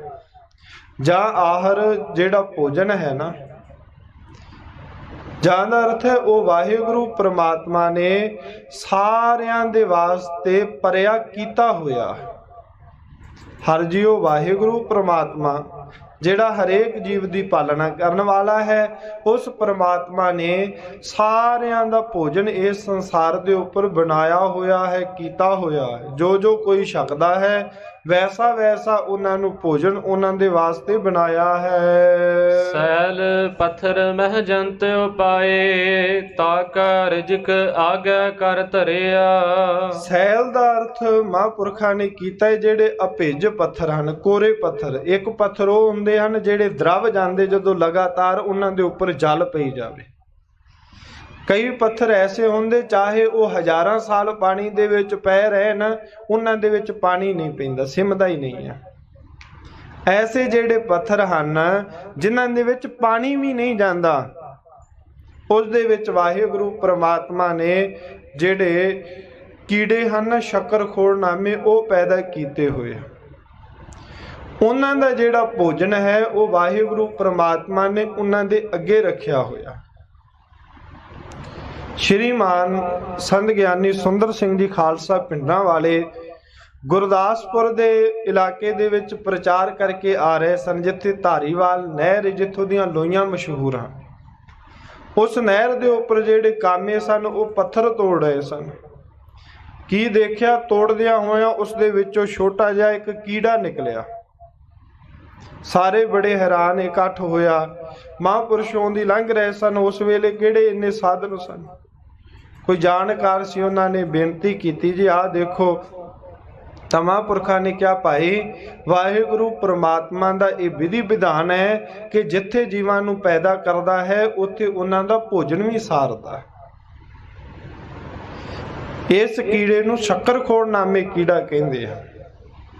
ਜਿੰਨੀ ਕੁ ਜਗ੍ਹਾ ਇਸ ਦੇ ਵਾਸਤੇ ਸੀ ਜੋ ਉਸ ਦੇ ਵਿੱਚ ਹੈ, ਜਿਹੜਾ ਆਪਾਂ ਨੂੰ ਬੁਰਾ ਜਿਹਾ ਲੱਗ ਰਿਹਾ ਹੈ ਇਹ ਸ਼ੱਕਰ ਹੈ। ਤੇ ਵਾਕਿਆ ਹੀ ਉਸ ਦੇ ਵਿੱਚੋਂ ਇੱਕ ਕਾਮੇ ਨੇ ਜ਼ੁਬਾਨ ਤੇ ਲਾ ਕੇ ਵੇਖੀ, ਉਹ ਕਹਿੰਦਾ ਇਸ ਦਾ ਸ਼ੱਕਰ ਵਰਗਾ ਸਵਾਦ ਆਉਂਦਾ। ਇਵੇਂ ਧੰਨ ਗੁਰੂ ਗੁਰੂ ਗ੍ਰੰਥ ਸਾਹਿਬ ਮਹਾਰਾਜ ਸੱਚੇ ਪਾਤਸ਼ਾਹ ਜੀ ਕਹਿੰਦੇ ਉਹ ਪ੍ਰਮਾਤਮਾ ਨੇ ਚਾਹੇ ਸੈਲ ਜਿਹੜੇ ਅਭਿੱਜ ਪੱਥਰ ਹਨ ਉਹਨਾਂ ਦੇ ਵਿੱਚ ਵੀ ਪ੍ਰਮਾਤਮਾ ਨੇ ਜਲ ਜੰਤੂ ਪੈਦਾ ਕੀਤੇ, ਜੀਵ ਜੰਤੂ ਪੈਦਾ ਕੀਤੇ ਹਨ। ਉਹਨਾਂ ਦਾ ਰਿਜ਼ਕ ਵੀ ਪ੍ਰਮਾਤਮਾ ਨੇ ਅੱਗੇ ਧਰਿਆ ਹੋਇਆ ਹੈ। ਦੂਸਰਾ ਸੈਲ ਦਾ ਅਰਥ ਹੈ ਪਹਾੜ। ਪਹਾੜਾਂ ਦੇ ਵਿੱਚ ਵਾਹਿਗੁਰੂ ਪ੍ਰਮਾਤਮਾ ਨੇ ਪੱਥਰ ਪਤਾ ਹੀ ਨਹੀਂ ਕਿੰਨੀ ਕਿੰਨੀ ਉਹ ਆਪਣੀ ਆਯੂ ਭੋਗ ਰਹੇ ਹਨ। ਕੋਈ ਉਹਨਾਂ ਦੇ ਲਾਗੇ ਨਹੀਂ ਜਾਂਦਾ, ਕੋਈ ਉਹਨਾਂ ਦੇ ਕੋਲ ਨਹੀਂ ਜਾਂਦਾ, ਪਰ ਉਹਨਾਂ ਦੇ ਵਿੱਚ ਜਿਹੜੇ ਜੀਵ ਜੰਤੂ ਹਨ ਉਹ ਵੀ ਪਲ ਰਹੇ ਹਨ। ਉਹਨਾਂ ਦਾ ਵੀ ਭੋਜਨ ਵਾਹਿਗੁਰੂ ਪ੍ਰਮਾਤਮਾ ਨੇ ਅੱਗੇ ਰੱਖਿਆ ਹੋਇਆ। ਸਤਿਗੁਰੂ ਗੁਰੂ ਗ੍ਰੰਥ ਸਾਹਿਬ ਜੀ ਦੀ ਪਵਿੱਤਰ ਗੁਰਬਾਣੀ ਦੇ ਵਿੱਚ ਇੱਕ ਨਹੀਂ ਐਸੇ ਅਨੇਕਾਂ ਪ੍ਰਮਾਣ ਹਨ। ਭਗਤ ਧੰਨਾ ਜੀ ਦਾ ਇੱਕ ਪਾਵਨ ਸ਼ਬਦ ਆਪਾਂ ਪੜ੍ਹਦੇ ਹਾਂ, ਕੁੰਮੀ ਜਲ ਮਾਹੇ ਤਨ ਤਿਸ ਬਾਹਰ ਪੰਖ ਖੀਰ ਤਹਿ ਨਾਹੀ, ਕਹਿ ਧੰਨਾ ਪੂਰਨ ਤਾਹੂ ਕੋ ਮਾਤਰੇ ਜੀਅ ਡਰਾਏ। ਜਿਹੜੀ ਕੱਛੂ ਇੱਕ ਤੇ ਕੁੰਮਾ ਹੁੰਦਾ ਹੈ, ਇੱਕ ਕੱਛੂ ਕੁੰਮੀ ਹੁੰਦੀ ਹੈ। ਉਹ ਜਿਸ ਵੇਲੇ ਆਪਣੇ ਬੱਚਿਆਂ ਨੂੰ ਪੈਦਾ ਕਰਦੀ ਹੈ ਆਪ ਪਾਣੀ ਦੇ ਵਿੱਚ ਰਹਿੰਦੀ ਹੈ,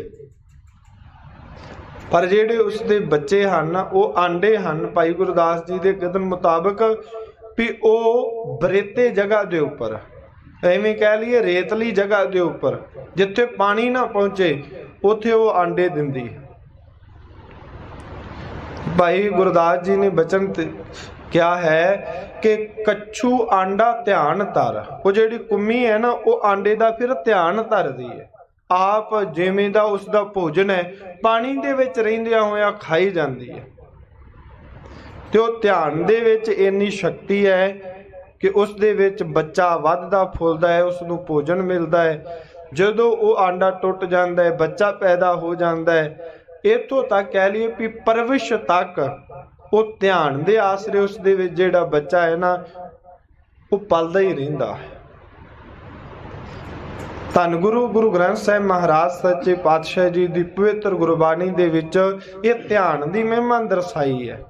ਇਹ ਤੇ ਕੁੰਮੀ ਨੇ ਲਾਇਆ ਧਿਆਨ ਆਂਡੇ ਦਾ, ਪਰ ਜਿਹੜੇ ਪ੍ਰਮਾਤਮਾ ਦੇ ਨਾਲ ਧਿਆਨ ਜੋੜਦੇ, ਪ੍ਰਮਾਤਮਾ ਦੇ ਨਾਲ ਆਪਣੀ ਬਿਰਤੀ ਨੂੰ ਜੋੜ ਕੇ ਰੱਖਦੇ ਹਨ, ਮਹਾਰਾਜ ਸੱਚੇ ਪਾਤਸ਼ਾਹ ਜੀ ਉਹਨਾਂ ਦੇ ਘਰ ਵੀ ਕਿਸੇ ਵਸਤੂ ਦੀ ਕਮੀ ਨਹੀਂ ਰਹਿਣ ਦਿੰਦੇ, ਸਾਰੀਆਂ ਹੀ ਬਖਸ਼ਿਸ਼ਾਂ ਕਰਦੇ ਹਨ। ਸੁਰੋ ਵਿਚਾਰ ਭਾਈ ਸਾਹਿਬ ਜੀ ਨੂੰ ਉਪਦੇਸ਼ ਬਖਸ਼ਿਸ਼ ਕਰਦਿਆਂ ਹੋਇਆਂ ਧੰਨ ਗੁਰੂ ਅਰਜਨ ਦੇਵ ਮਹਾਰਾਜ ਸਾਹਿਬ ਜੀ ਕਹਿੰਦੇ ਹਨ ਕਿ ਵਾਹਿਗੁਰੂ ਪ੍ਰਮਾਤਮਾ ਨੇ ਪਹਾੜਾਂ ਵਿੱਚ ਵੀ ਪੱਥਰ ਪੈਦਾ ਕੀਤੇ, ਉਹਨਾਂ ਦਾ ਭੋਜਨ ਅੱਗੇ ਰੱਖਿਆ ਹੈ। ਤਾਂ ਇੰਨੇ ਚਿਰ ਨੂੰ ਸਤਿਗੁਰੂ ਦੇ ਸਿੱਖ ਕਸ਼ਮੀਰ ਨਿਵਾਸੀ ਭਾਈ ਮਾਧੋ ਜੀ ਧੰਨ ਗੁਰੂ ਅਰਜਨ ਦੇਵ ਸੱਚੇ ਪਾਤਸ਼ਾਹ ਜੀ ਦੇ ਚਰਨਾਂ ਦੇ ਵਿੱਚ ਆਏ। ਜਿਹੜਾ ਇਹ ਅਲੰਕਾਰ ਹੈ, ਇਸ ਨੂੰ ਕਹਿੰਦੇ ਹਨ ਕੰਟਕ ਸੂਈ ਨਿਆਏ। ਵੀ ਜਿਵੇਂ ਕੋਈ ਇੱਕ ਕੜਾਹਾ ਬਣਾ ਰਿਹਾ ਹੋਵੇ ਤੇ ਕੋਈ ਆਣ ਕੇ ਉਸ ਨੂੰ ਕਵੇ ਵੀ ਮੈਨੂੰ ਸੂਈ ਚਾਹੀਦੀ ਹੈ, ਸੂਈ ਬਣਾ ਦੇ, ਤੇ ਇਹ ਤੇ ਨਹੀਂ ਨਾ ਵੀ ਉਹ ਸਾਰਾ ਕੜਾਹ ਬਣਾ ਕੇ ਫੇਰ ਹੀ ਕਿਸੇ ਨੂੰ ਸੂਈ ਦੇਵੇਗਾ, ਸੂਈ ਬਣਾ ਕੇ ਦੇਵੇਗਾ। ਉਹ ਕੜਾਹੇ ਦਾ ਕੰਮ ਲੰਬਾ ਹੈ, ਪਹਿਲੋਂ ਉਸ ਨੂੰ ਸੂਈ ਤਿਆਰ ਕਰ ਦੇਵੇਗਾ। ਇਸ ਨਿਆਏ ਦੇ ਮੁਤਾਬਕ ਧੰਨ ਗੁਰੂ ਸ੍ਰੀ ਗੁਰੂ ਅਰਜਨ ਦੇਵ ਮਹਾਰਾਜ ਸਾਹਿਬ ਜੀ ਦੇ ਚਰਨਾਂ ਦੇ ਵਿੱਚ ਭਾਈ ਮਾਧੋ ਜੀ ਆਏ, ਜੋ ਕਸ਼ਮੀਰ ਨਿਵਾਸੀ ਸਨ, ਗੁਰੂ ਕੇ ਪ੍ਰਚਾਰਕ ਸਿੱਖ ਬ੍ਰਹਮ ਗਿਆਨੀ ਸਨ।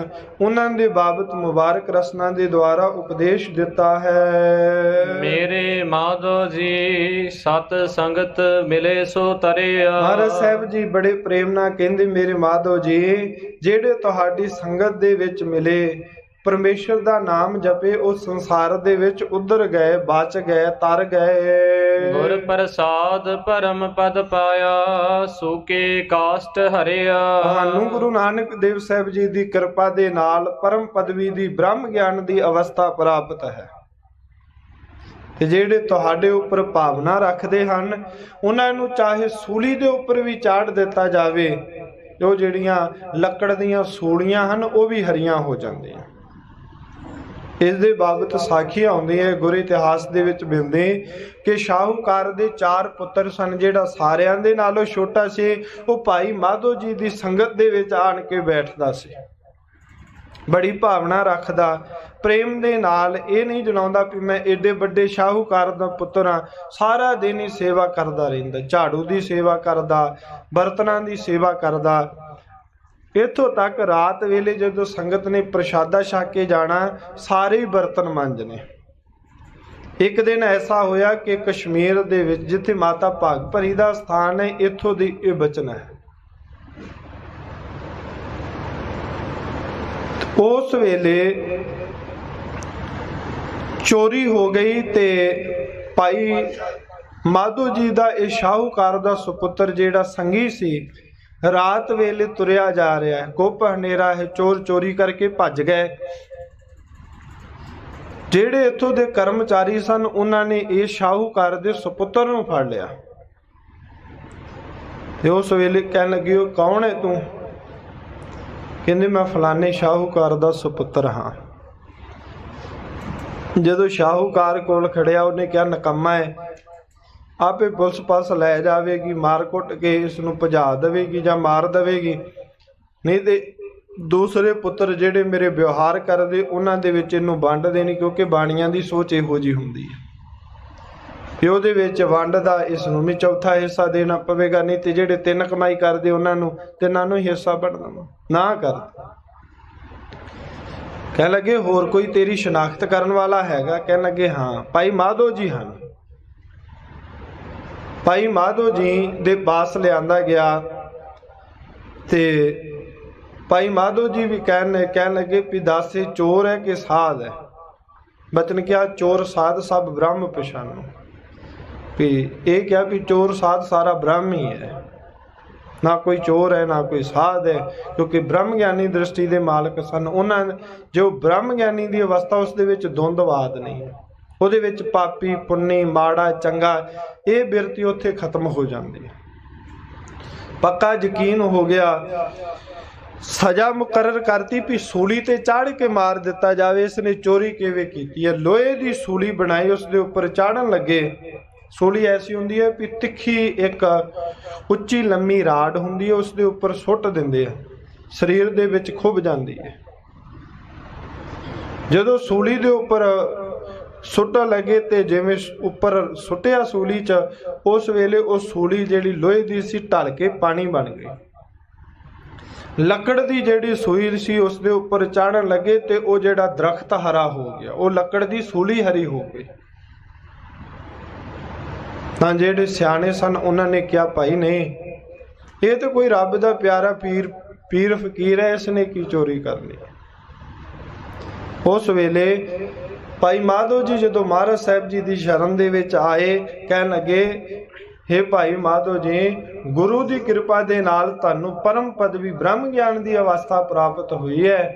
ਜਿਹੜੇ ਤੁਹਾਡੀ ਸੰਗਤ ਕਰਦੇ ਹਨ ਸੁੱਕੇ ਕਾਸਤ ਹਰਿਆ, ਚਾਹੇ ਉਹਨਾਂ ਦੇ ਵਾਸਤੇ ਸੁੱਕੀਆਂ ਸੂਲੀਆਂ ਵੀ ਤਿਆਰ ਕੀਤੀਆਂ ਜਾਣ, ਉਹ ਵੀ ਹਰੀਆਂ ਹੋ ਜਾਂਦੀਆਂ।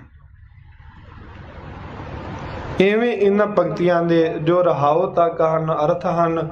ਫਿਰ ਉੱਪਰੋਂ ਪੜੋ ਜੇ ਕਾਹੇ ਰੇ ਮਨ ਚਿਤ ਵਹਿ ਉਦਮ, ਜਾ ਆਹਰ ਹਰ ਜੀਉ ਪਰਿਆ। ਸਤਿਗੁਰੂ ਸਾਹਿਬ ਜੀ ਇਹ ਕਿਰਪਾ ਕਰੇ ਗੁਰਸਿੱਖੋ, ਕਿਉਂ ਮਨ ਦੇ ਵਿੱਚ ਉਦਮ ਚਿਤਵਦੇ? ਕਿਉਂਕਿ ਦੁਨੀਆ ਦੇ ਵਿੱਚ ਬਹੁਤਾਤ ਲੋਕ ਉਦਮ ਕਰਦੇ ਹਨ ਕਿਰਤ ਦੇ ਵਾਸਤੇ, ਨਹੀਂ ਪ੍ਰਪੰਚ ਕਰਨ ਦੇ ਵਾਸਤੇ, ਵੀ ਸਾਨੂੰ ਧਨ ਪ੍ਰਾਪਤ ਹੋ ਜਾਵੇ, ਉਸ ਦੇ ਵਾਸਤੇ ਉਦਮ ਕਰਦੇ ਹਨ, ਛਲ ਬਲ ਕਰਦੇ ਹਨ। ਬਹੁਤਾ ਜ਼ਿਆਦਾ ਛਲ ਕਰਕੇ ਧਨ ਇਕੱਤਰ ਕਰਨਾ, ਇਹ ਗੁਰੂ ਨਾਨਕ ਦੇਵ ਸਾਹਿਬ ਜੀ ਦੇ ਘਰ ਦੇ ਵਿੱਚ ਮਨਜ਼ੂਰ ਨਹੀਂ ਹੈ। ਧੰਨ ਸਤਿਗੁਰੂ ਗੁਰੂ ਅਰਜਨ ਦੇਵ ਮਹਾਰਾਜ ਸੱਚੇ ਪਾਤਸ਼ਾਹ ਜੀ ਕਹਿੰਦੇ, ਭਾਈ ਐਵੇਂ ਛਲ ਬਲ ਨਾ ਲੋਕਾਂ ਦੇ ਨਾਲ ਛਲ ਬਲ ਕਰਨ ਦੇ ਵਾਸਤੇ ਉਦਮ ਨਾ ਕਰੋ। ਜੇ ਉਦਮ ਕਰਨਾ ਹੈ, ਉਦਮ ਕਰ ਹਰ ਜਾਪਣਾ, ਵੱਡ ਭਾਗੀ ਧਨ ਖਾਟ। ਵਾਹਿਗੁਰੂ ਪ੍ਰਮਾਤਮਾ ਦਾ ਨਾਮ ਧਨ ਖੱਟਣ ਦੇ ਵਾਸਤੇ ਉਦਮ ਕਰੋ, ਜੀਵਨ ਦਾ ਭਲਾ ਹੋਵੇਗਾ। ਵਾਹਿਗੁਰੂ ਪ੍ਰਮਾਤਮਾ ਨੇ ਸਾਰਿਆਂ ਦਾ, ਜਿੰਨੇ ਵੀ ਜੀਵ ਸੰਸਾਰ ਦੇ ਵਿੱਚ ਪੈਦਾ ਕੀਤੇ, ਉਹਨਾਂ ਦਾ ਜਿਹੜਾ ਭੋਜਨ ਹੈ ਉਹ ਬਣਾਇਆ ਹੋਇਆ, ਉਹਨਾਂ ਵਾਸਤੇ ਕੀਤਾ ਹੋਇਆ। ਗੁਰਬਾਣੀ ਦਾ ਇੱਕ ਪਾਵਨ ਬਚਨ ਹੈ, ਪਹਿਲੋ ਦੇਤ ਹੈ ਰਿਜਕ ਸੰਭਾਹਾ, ਪਿੱਛੋਂ ਦੇਤ ਹੈ ਜੰਤੋ ਉਪਾ। ਵਾਹਿਗੁਰੂ ਪ੍ਰਮਾਤਮਾ ਪਹਿਲੋਂ ਜੀਵਾਂ ਦਾ ਭੋਜਨ ਤਿਆਰ ਕਰਦੇ ਵੀ ਕਿਵੇਂ ਕਿਵੇਂ ਇਸ ਦੀ ਪ੍ਰਾਰਬਧ ਹੈ, ਉਸ ਤੋਂ ਬਾਅਦ ਉਸ ਨੂੰ ਜੀਵਨ ਦਿੰਦਾ ਹੈ ਸੰਸਾਰ ਦੇ। ਧੰਨ ਗੁਰੂ ਨਾਨਕ ਦੇਵ ਸਾਹਿਬ ਜੀ ਨੇ ਵੀ ਭਾਈ ਮਰਦਾਨੇ ਜੀ ਨੂੰ, ਸੁਨ ਮਰਦਾਨੇ ਸੁਧ ਸਭ ਕੀ ਲੇਤ ਕਰਤਾਰ, ਐਵੇਂ ਸ੍ਰੀ ਗੁਰੂ ਨਾਨਕ ਪ੍ਰਕਾਸ਼ ਦੇ ਵਿੱਚ ਬਚਨ ਆਉਂਦੇ। ਜਦੋਂ ਭਾਈ ਮਰਦਾਨਾ ਕਹਿਣ ਲੱਗਾ, ਮਹਾਰਾਜ ਭੁੱਖੇ ਮਾਰਤਾ ਜੇ, ਮਹਾਰਾਜ ਸੱਚੇ ਪਾਤਸ਼ਾਹ ਜੀ ਕਹਿੰਦੇ, ਨਹੀਂ, ਰੱਬ ਸਾਰਿਆਂ ਦੀ ਸਾਰ ਲੈਂਦਾ। ਉਹ ਪ੍ਰਮਾਤਮਾ ਜਿਹਨੇ ਪੈਦਾ ਕੀਤਾ ਉਹਨਾਂ ਨੂੰ ਭੋਜਨ ਵੀ ਉਹ ਵਾਹਿਗੁਰੂ ਪ੍ਰਮਾਤਮਾ ਦਿੰਦਾ ਹੈ। ਸੈਲ ਪੱਥਰ ਮਹਿ ਜੰਤ ਉਪਾਏ, ਤਾਕਾ ਰਿਜਕ ਆਗੇ ਕਰ ਧਰਿਆ। ਬੜੇ ਬੜੇ ਪਹਾੜ ਉਹਨਾਂ ਦੇ ਵਿੱਚ ਪੱਥਰ ਪ੍ਰਮਾਤਮਾ ਨੇ ਪੈਦਾ ਕੀਤੇ ਹੈ ਗੁਰਸਿੱਖੋ, ਉਹਨਾਂ ਨੂੰ ਵੀ ਭੋਜਨ ਪ੍ਰਮਾਤਮਾ ਦੇ ਰਿਹਾ ਹੈ। ਮੇਰੇ ਮਾਧੋ ਜੀ ਸਤ ਸੰਗਤ ਮਿਲੇ ਸੋ ਤਰਿਆ। ਮਾਧੋ ਦਾ ਅਰਥ ਹੈ, ਇਹ ਮਾਇਆ ਦੇ ਪਤੀ ਅਕਾਲ ਪੁਰਖ ਵਾਹਿਗੁਰੂ ਪ੍ਰਮਾਤਮਾ ਜੀ ਜਿਹੜਾ ਸਤ ਸੰਗਤ ਦੇ ਵਿੱਚ ਮਿਲ ਜਾਂਦਾ ਹੈ, ਸੋ ਦਾ ਅਰਥ ਹੈ ਉਹ ਭਲੀ ਭਾਂਤ ਜੋ ਤੁਹਾਡਾ ਨਾਮ ਜਪਦੇ ਉਹ ਤਰ ਜਾਂਦੇ ਹਨ। ਗੁਰ ਪ੍ਰਸਾਦ ਪਰਮ ਪਦ ਪਾਇਆ, ਸੂਕੇ ਕਾਸਟ ਹਰਿਆ। ਕਿਉਂਕਿ ਗੁਰੂ ਦੀ ਕਿਰਪਾ ਦੇ ਨਾਲ ਉਹਨਾਂ ਨੂੰ ਪਰਮ ਪਦਵੀ ਬ੍ਰਹਮ ਗਿਆਨ ਦੀ ਅਵਸਥਾ ਪ੍ਰਾਪਤ ਹੋ ਜਾਂਦੀ। ਬੇਸ਼ੱਕ ਉਹਨਾਂ ਦੇ ਮਨ ਵਿਕਾਰਾਂ ਦੇ ਵਿੱਚ, ਨਸ਼ਿਆਂ ਦੇ ਵਿੱਚ ਗ੍ਰਸਤ ਹੋ ਕੇ ਸੁੱਕੇ ਹੋਣ, ਪਰ ਨਾਮ ਜਲ ਸਿੰਚਨੇ ਕਰਕੇ ਹਰੇ ਹੋ ਜਾਂਦੇ ਹਨ। ਵਿਸ਼ਰਾਮ ਦੇ ਕੇ ਬਖਸ਼ਿਸ਼ ਕਰਦੇ ਹਨ। ਜਨਨ ਪਿਤਾ ਲੋਕ ਸੁਤ ਬਨਤਾ, ਕੋਏ ਨਾ ਕਿਸ ਕੀ ਧਰਿਆ। ਜਨਨ ਦਾ ਅਰਥ ਹੈ ਜਨਨੀ ਮਾਤਾ, ਪਿਤਾ, ਲੋਕ ਜਿਤਨੇ ਵੀ ਸਨਿਗਧ ਹਨ, ਰਿਸ਼ਤੇਦਾਰ ਕਹਿ ਲਈਏ, ਸੁਤ ਪੁੱਤਰ, ਇਸੇ ਜਿਹੜੀ ਬਣਤਾ ਘਰ ਵਾਲੀ ਹੈ, ਕੋਈ ਨਾ ਕਿਸ ਕੀ ਧਰਿਆ। ਵਾਹਿਗੁਰੂ ਪ੍ਰਮਾਤਮਾ ਨੇ ਕਿਸੇ ਨੂੰ ਕਿਸੇ ਦੇ ਆਸਰੇ ਨਹੀਂ ਬਣਾਇਆ ਹੋਇਆ। ਇਹ ਜਿਹੜੀ ਇਸਤਰੀ ਹੈ ਇਹਨੂੰ ਪਤੀ ਦੇ ਆਸਰੇ, ਪੁੱਤਰਾਂ ਨੂੰ ਪਿਓ ਦੇ ਆਸਰੇ, ਐਸਾ ਨਹੀਂ ਹੈ। ਆਪ ਜੀ ਨੇ ਇੱਕ ਸਾਖੀ ਸਰਵਣ ਕੀਤੀ ਹੋਵੇਗੀ ਧੰਨ ਗੁਰੂ ਗੋਬਿੰਦ ਸਿੰਘ ਸਾਹਿਬ ਜੀ ਦੇ ਸਮੇਂ ਦੀ। ਇੱਕ ਬੜਾ ਵਿਦਵਾਨ ਸਿੰਘ ਸੀ ਸਤਿਗੁਰੂ ਸਾਹਿਬ ਜੀ ਦੇ ਚਰਨਾਂ ਦੇ ਵਿੱਚ। बड़ी विद्या पढ़ी, सतगुरु साहब जी के दर्शन करन दे वास्ते आया। तो एक नगर की संगत सी, उन्होंने कहा महाराज सानू कोई सिंह दाओ, कथा सुननी चाहुंदे आ, जिन्ना भी लंबा समा हो सके साडे जीवन का भला हो जाए, गुरु नानक दीयां सिੱਖਿਆ साडे जीवन दे विच वसन। महाराज सच्चे पातशाह जी ने उस सिख नूं कहा जिहड़ा बड़ा विद्वान सी, ज्ञानी सी, ते ओह कहण लगा महाराज हुण कित्थे कथा हुंदी है, धीआं पुत्र हो गए, इस्तरी है, उसका परवरिश करनी हुंदी है, पालना हुंदा है। महाराज सच्चे पातशाह जी शांत रहे, संगत नूं कहा जाओ तुसीं, असीं तुहानूं पत्रिका भेजांगे किसी सिख सिंह दे हत्थे, ते ओह पत्रिका तुसीं कोल रख। सत बचन दे ओह जिहड़ा सी ना विद्वान, उहदे हत्थी ओह पत्रिका भेजती, क्या भी ये सिंह असी तुहानू दे रहे, हुण सामभना तुहाडी मर्जी है। 6 महीने तो पहलों इनू जिहड़ी नगर की 4 दीवारी है तो बाहर कदम नहीं रखन देना, जिन्नी मर्जी कथा सुनी जाओ, विद्या इहदे कोल बहुत है, गुरु नानक दे घर दी। वो जदों पत्रिका दित्ती उस नगर निवासियों नूं भी तुहाडे लई पत्रिका ही है, जल पानी छक रहा सी, पत्रिका खोल के पढ़ ली, कहण लगे भी भलिया तेरे वास्ते सतगुरु दा हुक्म आ गया गुरमुखा, जे तू प्रेम नाल ही कथा करी जावे ते तेरा भी भला ते साडा भी भला, नहीं तो 6 महीने इस नगर की 4 दीवारी तो तेनू बाहर नहीं निकल देना। ये गुरु का हुक्म है ते असी गुरु दे सिख हां, गुरु का हुक्म मनना ही मनना। बथेरे तरले कीरने पावे, वो कह लगे नहीं असी सिख हां, गुरु का हुक्म मनना। 6 महीनों बाद चलो जिन्नी भी कथा सी उन्हें कीती, आखिरकार नूं सोचा भी गुरु वाले पासे नूं हुण जाना चाहिए, परिवार ते मर गया होवेगा, भुख दे दुख दे कारण मैं ही कमाउण वाला सा, क्योंकि बंदे दी ये सोच हुंदी है भी जे मैं ना कमाई करके देवां ते शायद टब्बर भुखा ही मर जाए। ते ओह कहंदे भी नहीं एक घर दे सार पता ते ले लेना चाहिए। वो जदों 6 महीने मुड़िया ही ना, ते नगर निवासी जिहड़े कई भले भी लोग हुंदे पिंड दे विच, उन्होंने विचार कीती भी सतगुरु दे दर्शन करन दे वास्ते गया सी, श्री गुरु गोबिंद सिंह जी दे वापस ही नहीं मुड़िया, ये बेचारे सारी उम्र कुली दे विच ही कड्डणगे। सोहना जिहड़ा घर सी उस समय मुताबक उन्हां नूं पाता, उन्हां दे रहائش दे वास्ते खाण पीण दा जिहड़ा इंतजाम है, एक परिवार दा मान लो 100 पिंड दे विच नगर निवासी है ना, जे वो एक उसनां दी माँ होवेगी, 2-4 बच्चे होणगे, जे 2-2 4-4 किलो भी सारे अन्न देण ते किन्ना अन्न उन्हां दे घरे विच रहे।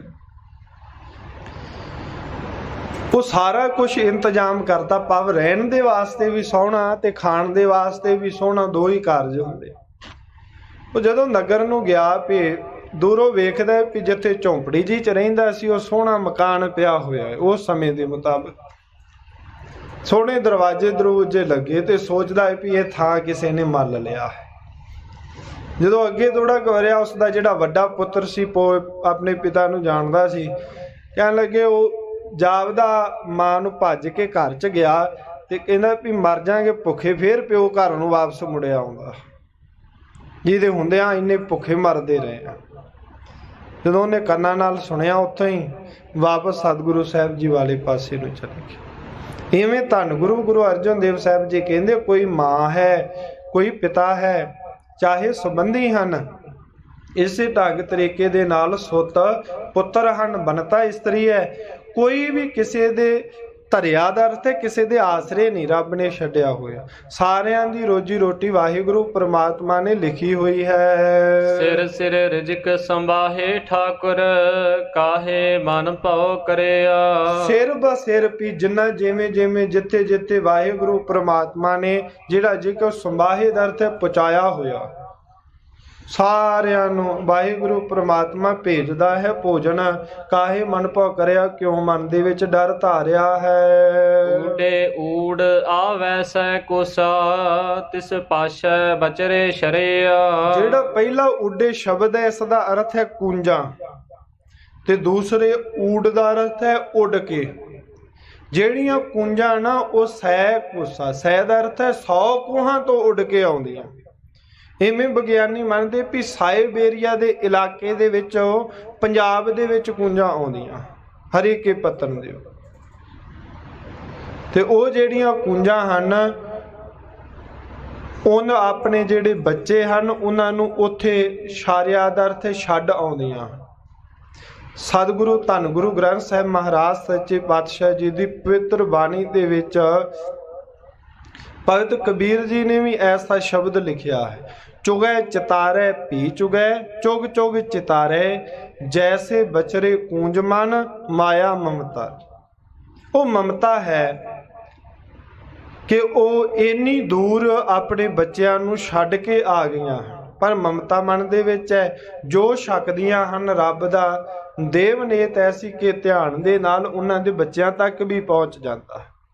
ਧੰਨ ਗੁਰੂ ਅਰਜਨ ਦੇਵ ਸਾਹਿਬ ਜੀ ਕਹਿੰਦੇ, ਓਡੇ ਜਿਹੜੀਆਂ ਕੂੰਜਾਂ ਹਨ ਊਡ ਉੱਡ ਕੇ ਆਵੇ ਸੈ ਕੋਸਾ 100 ਕੋਹਾਂ ਤੋਂ, ਤਿਸ ਪਾਛੈ ਬਚਰੇ ਸ਼ਰਿਆ ਪਿੱਛੇ ਬੱਚੇ ਛੱਡ ਕੇ ਆਉਂਦੀਆਂ ਹਨ। ਤਿਨ ਕਵਣ ਖਲਾਵੈ ਕਵਣ ਚੁਗਾਵੈ ਮਨ ਮਹਿ ਸਿਮਰਨ ਕਰਿਆ। ਉਹਨਾਂ ਨੂੰ ਕੌਣ ਖਵਾਉਂਦਾ ਹੈ? ਭਾਵ ਕੋਈ ਨਹੀਂ ਖਵਾਉਂਦਾ। ਤੇ ਜਿਵੇਂ ਪੰਛੀ ਹੁੰਦੇ, ਜਿਵੇਂ ਚਿੜੀ ਹੈ, ਉਸ ਦੇ ਬੋਟ ਤੇ ਉਹਨਾਂ ਦੇ ਮੁਖ ਦੇ ਵਿੱਚ ਨਾ ਨਿੱਕੇ ਨਿੱਕੇ ਦਾਣੇ ਆਪਣੀ ਚੁੰਝ ਨਾਲ ਤੋੜ ਕੇ ਪਾਉਂਦੇ ਵੀ ਉਹਨਾਂ ਦੇ ਪੇਟ ਦਾ ਗੁਜ਼ਾਰਾ। ਜਿਵੇਂ ਇੱਕ ਪੁੱਤਰ ਘਰ ਦੇ ਵਿੱਚ ਪੈਦਾ ਹੋਇਆ ਹੈ, ਮਾਂ ਉਸ ਨੂੰ ਬੜੇ ਪ੍ਰੇਮ ਨਾਲ ਖਿਲਾਉਂਦੀ ਹੈ, ਖਵਾਉਂਦੀ ਵੀ ਹੈ ਤੇ ਪਿਆਉਂਦੀ ਵੀ ਹੈ। ਪਰ ਵਾਹਿਗੁਰੂ ਪ੍ਰਮਾਤਮਾ ਦੀ ਦੇਵ ਨੇਤ ਧੰਨ ਗੁਰੂ ਅਰਜਨ ਦੇਵ ਸਾਹਿਬ ਜੀ ਕਹਿੰਦੇ, ਉਹ ਇੰਨੀ ਦੂਰ ਉਹ ਕੂੰਜਾਂ ਬੱਚੇ ਦੇ ਕੇ ਆ ਗਈਆਂ, ਉਹਨਾਂ ਨੂੰ ਕੌਣ ਖਵਾਉਂਦਾ ਹੈ? ਕੋਈ ਨਹੀਂ ਖਵਾਉਣ ਵਾਲਾ, ਕਿਉਂਕਿ ਮਾਵਾਂ ਤੇ ਉਹਦੇ ਇੱਧਰ ਆ ਗਈਆਂ। ਕੌਣ ਉਹਨਾਂ ਦੇ ਮੁਖ ਦੇ ਵਿੱਚ ਚੋਗਾ ਚੁੱਕ ਕੇ ਪਾਉਂਦਾ ਹੈ? ਕੋਈ ਨਹੀਂ ਪਾਉਂਦਾ। ਮਨ ਮਹਿ ਸਿਮਰਨ ਕਰਿਆ, ਮਨ ਦੇ ਵਿੱਚ ਧਿਆਨ ਧਾ ਕਰਕੇ ਹੀ ਰੱਖਦੀਆਂ ਹਨ। ਚੁਗੈ ਚਿਤਾਰੇ ਭੀ ਚੁਗੈ ਚੁਗ ਚੁਗ ਚਿਤਾਰੇ। ਜਦੋਂ ਚੋਗਾ ਚੁਗਦੀਆਂ ਹਨ ਉਦੋਂ ਉਹਨਾਂ ਨੂੰ ਚੇਤੇ ਰੱਖਦੀਆਂ ਹਨ ਤੇ ਧਿਆਨ ਦੇ ਵਿੱਚ ਇੰਨੀ ਸ਼ਕਤੀ ਹੈ ਕਿ ਉਹ ਧਿਆਨ ਦੇ ਆਸਰੇ ਭੋਜਨ ਉਹਨਾਂ ਤੱਕ ਪਹੁੰਚ ਜਾਂਦਾ ਹੈ। ਸਭ ਨਿਧਾਨ ਦਸ ਅਸ਼ਟ ਸਿਧਾਨ ਠਾਕੁਰ ਕਰ ਤਲ ਧਰਿਆ। ਸਾਰੇ ਜਿਹੜੀਆਂ ਨਿਧਾਨ ਨਿਧੀਆਂ ਹਨ, 10 ਅਸ਼ਟ ਸਿਧਾਨ, 10 ਤੇ 8 18 ਜਿਹੜੀਆਂ ਸਿੱਧੀਆਂ ਹਨ, 8 ਸਿੱਧੀਆਂ ਮੁੱਖ ਮੰਨੀਆਂ ਗਈਆਂ ਤੇ 10 ਗੌਣ ਮੰਨੀਆਂ ਗਈਆਂ। ਜਿਵੇਂ ਅਨੁਮਾ, ਮਹਿਮਾ, ਗਰਵਾ ਇਤਿਆਦਿਕ। ਅਨੂ ਵਰਗੇ ਛੋਟੇ ਜਿਹੇ ਹੋ ਜਾਣਾ, ਬੜੇ ਭਾਰੀ ਆਕਾਰ ਦੇ ਹੋ ਜਾਣਾ, ਗਰਵਾ ਬੜਾ ਭਾਰੀ ਸਰੀਰ ਹੋ ਜਾਣਾ, ਇਹ ਸਾਰੀਆਂ ਸਿੱਧੀਆਂ। ਧੰਨ ਗੁਰੂ ਅਰਜਨ ਦੇਵ ਸਾਹਿਬ ਜੀ ਕਹਿੰਦੇ, ਵਾਹਿਗੁਰੂ ਪ੍ਰਮਾਤਮਾ ਨੇ ਆਪਣੇ ਹੱਥ ਤੇ ਰੱਖੀਆਂ ਹੋਈਆਂ ਕਿ ਜੇ ਮੇਰੇ ਭਗਤ ਕਿਤੇ ਮੰਗਣ ਤੇ ਸਮਾਂ ਨਾ ਲੱਗ ਜਾਵੇ ਉਹਨਾਂ ਨੂੰ ਦੇਣ ਲੱਗਿਆ। ਜਿਹੜੀ ਹੱਥ ਅੱਗੇ ਚੀਜ਼ ਹੋਵੇ ਉਸੇ ਵੇਲੇ ਦੇ ਦੇਈਦੀ।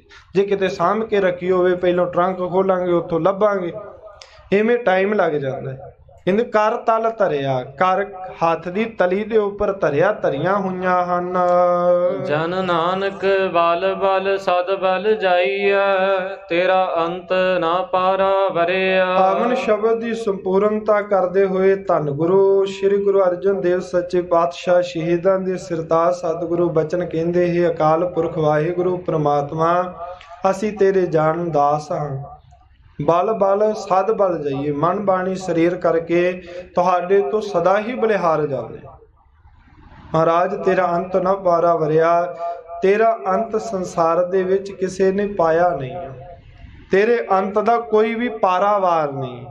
ਤੇਰੇ ਅੰਤ ਦਾ ਅੰਤ ਨਹੀਂ ਹੈ ਇਸ ਸੰਸਾਰ ਦੇ ਵਿੱਚ ਵੀ ਕਿੰਨਾ ਕੁ ਵਿਸ਼ਾਲ ਹੈ, ਕਿਹਦੀ ਕਿਵੇਂ ਪਰਵਰਿਸ਼ ਕਰ ਰਿਹਾ ਹੈ, ਕਿਹਨੂੰ ਕਿੱਥੇ ਭੋਜਨ ਦੇਈ ਜਾ ਰਿਹਾ ਹੈ।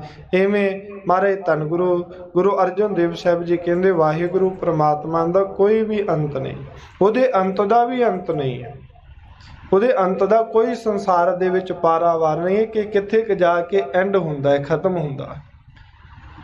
ਇਹ ਉਪਦੇਸ਼ ਧੰਨ ਗੁਰੂ ਅਰਜਨ ਦੇਵ ਸਾਹਿਬ ਜੀ ਨੇ ਪਾਵਨ ਮੁਬਾਰਕ ਰਸਾਂ ਦੇ ਦੁਆਰਾ ਬਖਸ਼ਿਆ। ਮਹਾਰਾਜ ਕਿਰਪਾ ਕਰਨ ਗੁਰੂ ਕਾ ਦਿੱਤਾ ਹੋਇਆ ਉਪਦੇਸ਼ ਸਾਡੇ ਹਿਰਦਿਆਂ ਵਿੱਚ ਵਸੇ, ਤਾਂ ਤੇ ਗੁਰੂ ਕੀ ਮਤ ਮੁਤਾਬਕ ਜ਼ਿੰਦਗੀ ਜਿਉਣ ਦੀ ਜਾਚ ਆ ਜਾਵੇ, ਜਿਸ ਦੇ ਕਾਰਨ ਜੀਵਨ ਦਾ ਭਲਾ ਹੋ ਸਕੇ। ਹੋਈਆਂ ਭੁੱਲਾਂ ਦੀ ਮੁਆਫੀ ਅੱਗੇ ਤੋਂ ਸਮਤ ਬਖਸ਼ਣੀ ਜੀ। 2 ਪੰਕਤੀਆਂ ਪੜ੍ਹ ਕਰਕੇ ਸਮਾਪਤੀ ਹੈ ਜੀ। ਸਭ ਨਿਧਾਨ ਦਸ ਅਸ਼ਟ ਸਿਧਾਨ ਠਾਕੁਰ ਕਰ ਤਲ ਧਰਿਆ। ਜਨ ਨਾਨਕ ਬਲ ਬਲ ਸਦ ਬਲ ਜਾਈਐ ਤੇਰਾ ਅੰਤ ਨਾ ਪਾਰਾ ਵਰਿਆ।